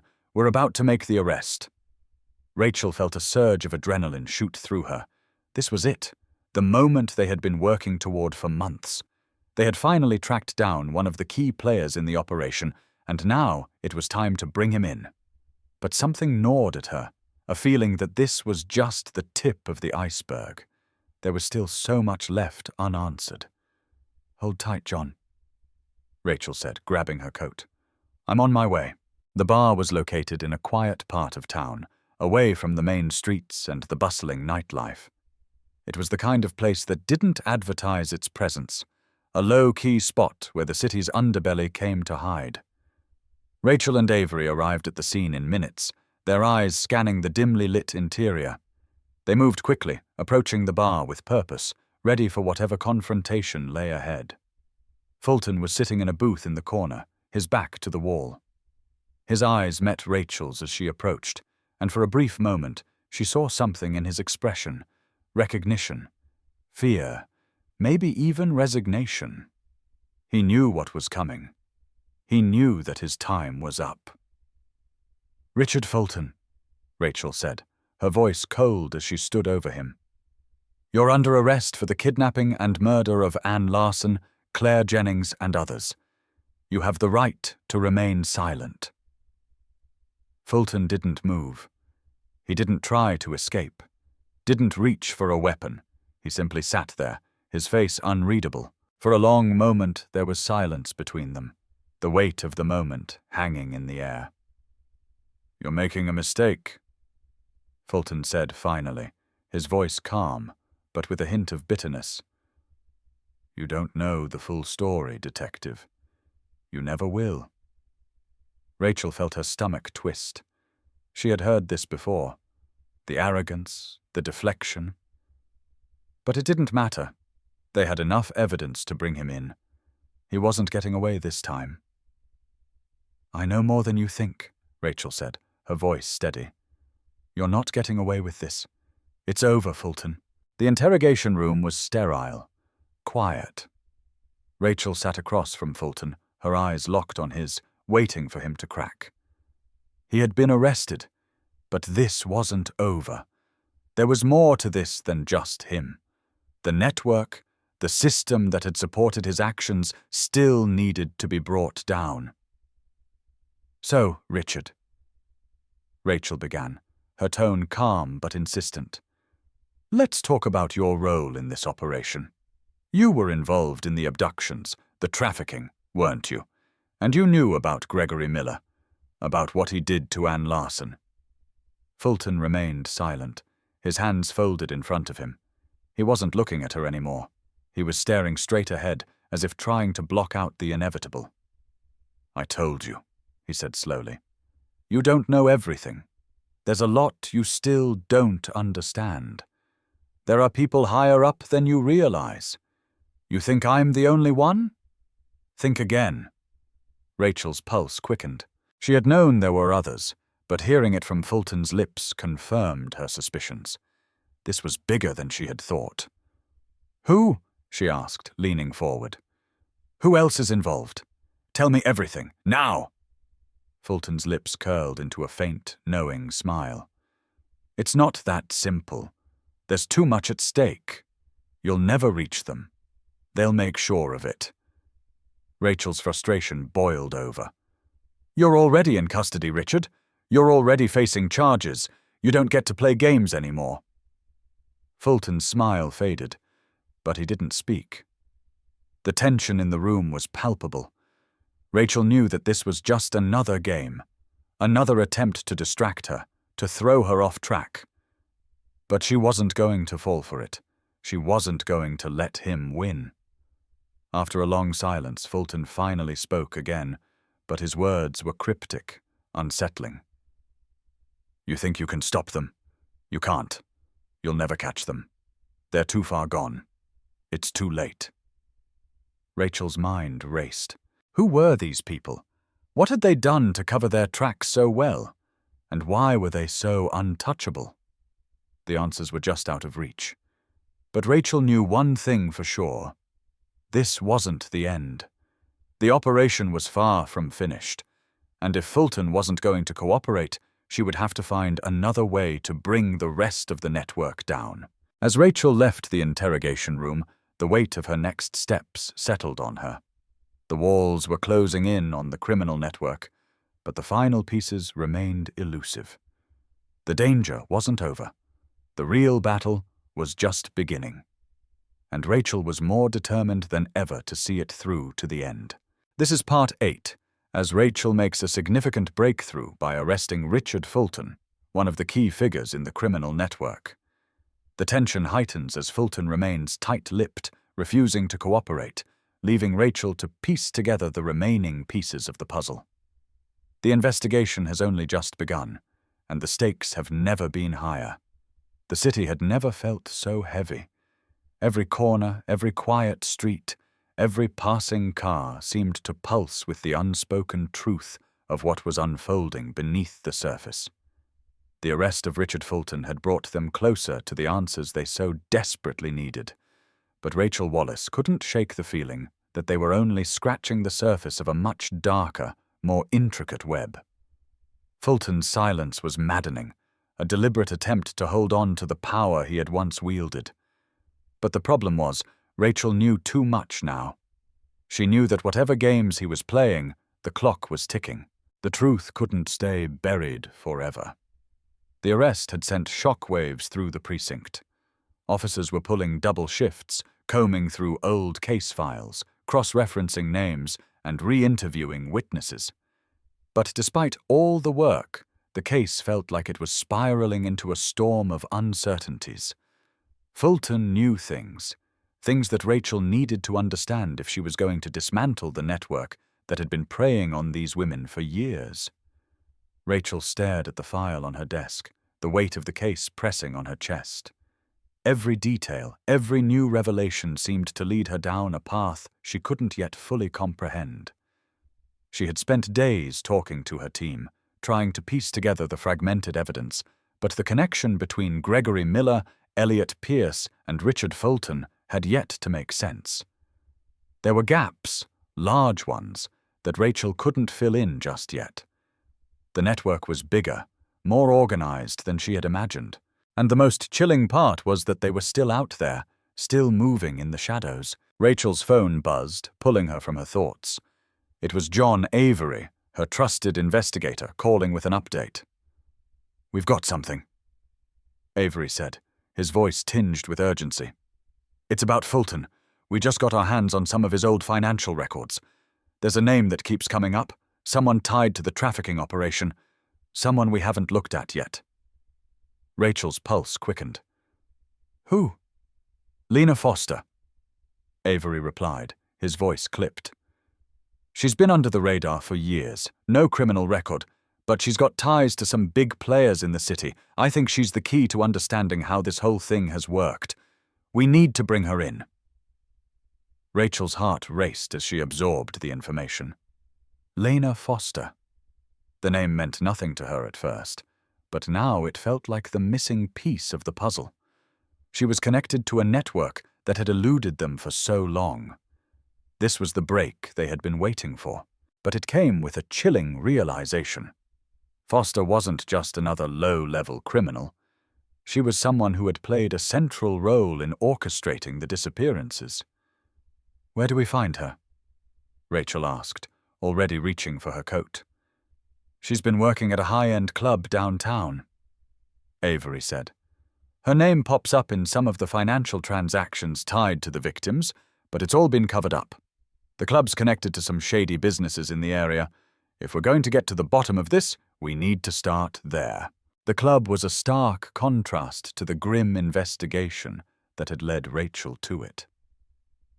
As she stepped into the dimly-lit lounge, the atmosphere was one of luxury, with velvet-lined booths and a bar that gleamed under the soft light.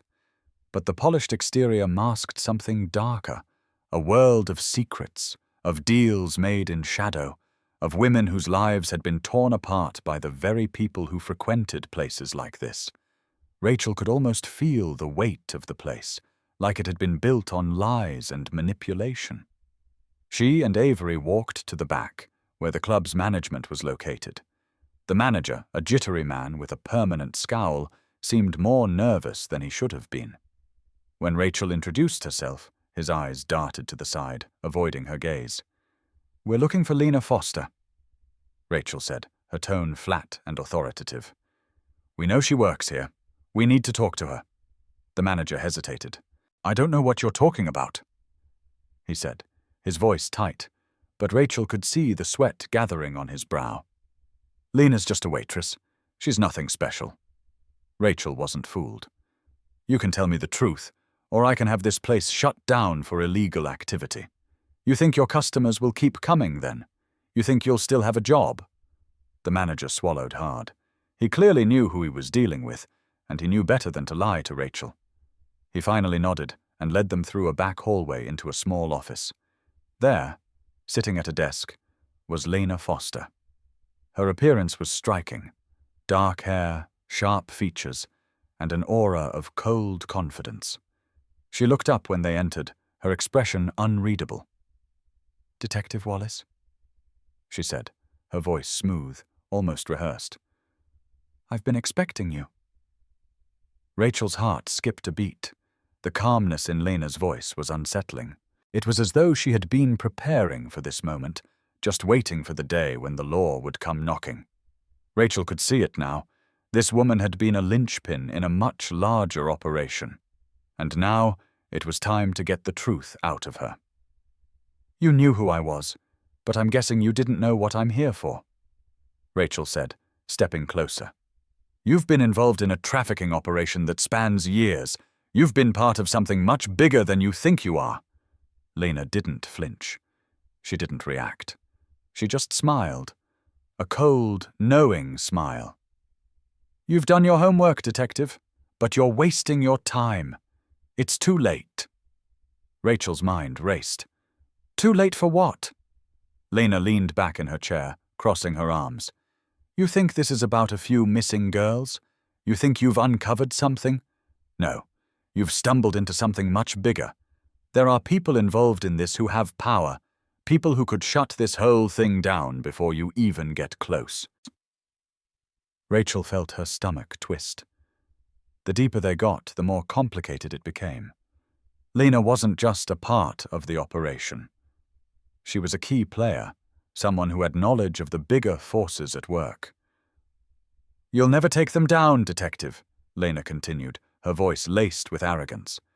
"You're just one person. And those people? They'll do whatever it takes to protect what they've built." Rachel leaned in, her eyes narrowing. "We'll see about that, Lena. You're going to talk. You're going to give us the names. You're going to give us everything." For a moment, Lena said nothing, but then, slowly, she nodded. "You're right. I will talk, but I'll warn you now. This won't go the way you think. You're just a pawn in a much bigger game." Rachel's pulse quickened as Lena's words sank in. There was more to this than she had thought. It wasn't just a network of criminals.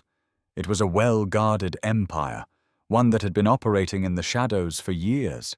Rachel had been chasing shadows, thinking she could stop it with arrests and confessions, but the truth was far more elusive than she could have imagined. Later that night, Rachel sat at her desk, sifting through the information that Lena Foster had provided. There were names. Some familiar, many not. But the most disturbing part of the confession was the way Lena described the network. It wasn't just a group of isolated criminals. It was a web of influence that stretched across multiple cities, with high-ranking officials, businessmen, and other power players in positions of control. This wasn't just about one man or one operation. This was an entire system, an underground network that had been manipulating, exploiting, and erasing the lives of countless women. And it was still active. Rachel felt the weight of the truth crashing down on her. This was bigger than anything she had ever dealt with. The danger had never been so real. But she had come too far to turn back now. She wasn't going to stop until the entire network was exposed, no matter the cost. This is part 9, where Rachel's investigation takes a darker turn as she uncovers the extent of the criminal network behind the disappearances. The pieces are falling into place, but the realization that the operation is much larger and more dangerous than expected raises the stakes. Lena Foster's chilling words signal the beginning of a new chapter in the case, a chapter where the true enemies are hidden in plain sight, and the danger is greater than ever before. Rachel sat at her desk, the weight of Lena Foster's confession settling heavily in her mind. The puzzle pieces were finally starting to fall into place, but each new piece only raised more questions. What had begun as an investigation into 2 disappearances, Anne Larson and Claire Jennings, had now evolved into something far darker and more complex. Lena Foster's words echoed in her ears. "You're just a pawn in a much bigger game." The chilling realization that the network was far more expansive than anyone had anticipated hit Rachel with the full force of its implications. The people involved were untouchable, powerful, and they had been operating for years, leaving a trail of victims in their wake. It wasn't just about bringing down a single criminal, it was about dismantling an entire underground empire. And as much as Rachel wanted to believe she could take them down, there was a gnawing fear that she was in over her head. The realization weighed on her. She had always prided herself on being able to handle the pressure of difficult cases, but this was different. The lines between right and wrong had blurred, and the more she uncovered, the more she understood that this wasn't just a case. It was a war. The stakes were higher than they had ever been, and Rachel had no illusions about the risks she was now facing. The powerful forces behind this network would stop at nothing to protect their empire. Her phone buzzed, snapping her from her thoughts. It was John Avery. "We need to talk." His voice was low, urgent. "Come to the back room. It's about Lena's information." Rachel's heart skipped a beat. She had already spent hours reviewing the notes from the interrogation, but something told her that Avery had uncovered something critical. She grabbed her coat and made her way to the back of the precinct, her mind already racing. Avery was standing by a desk covered in maps, case files, and photographs. He was scribbling notes when Rachel walked in. He didn't look up at first, his focus entirely on the files in front of him. When he finally looked up, his expression was grim. "Sit down," he said, gesturing to the chair opposite him. "I've been going through Lena's information again, cross-referencing names, looking for connections, and I found something." Rachel took a seat, her curiosity piqued. "What is it?" Avery pushed a folder toward her. "We've been looking at the wrong people. Lena gave us a lot of names, but she's been playing a game of her own. The real power behind this network isn't the people we've been chasing." Rachel opened the folder, her fingers trembling slightly as she flipped through the pages. Avery had compiled a list of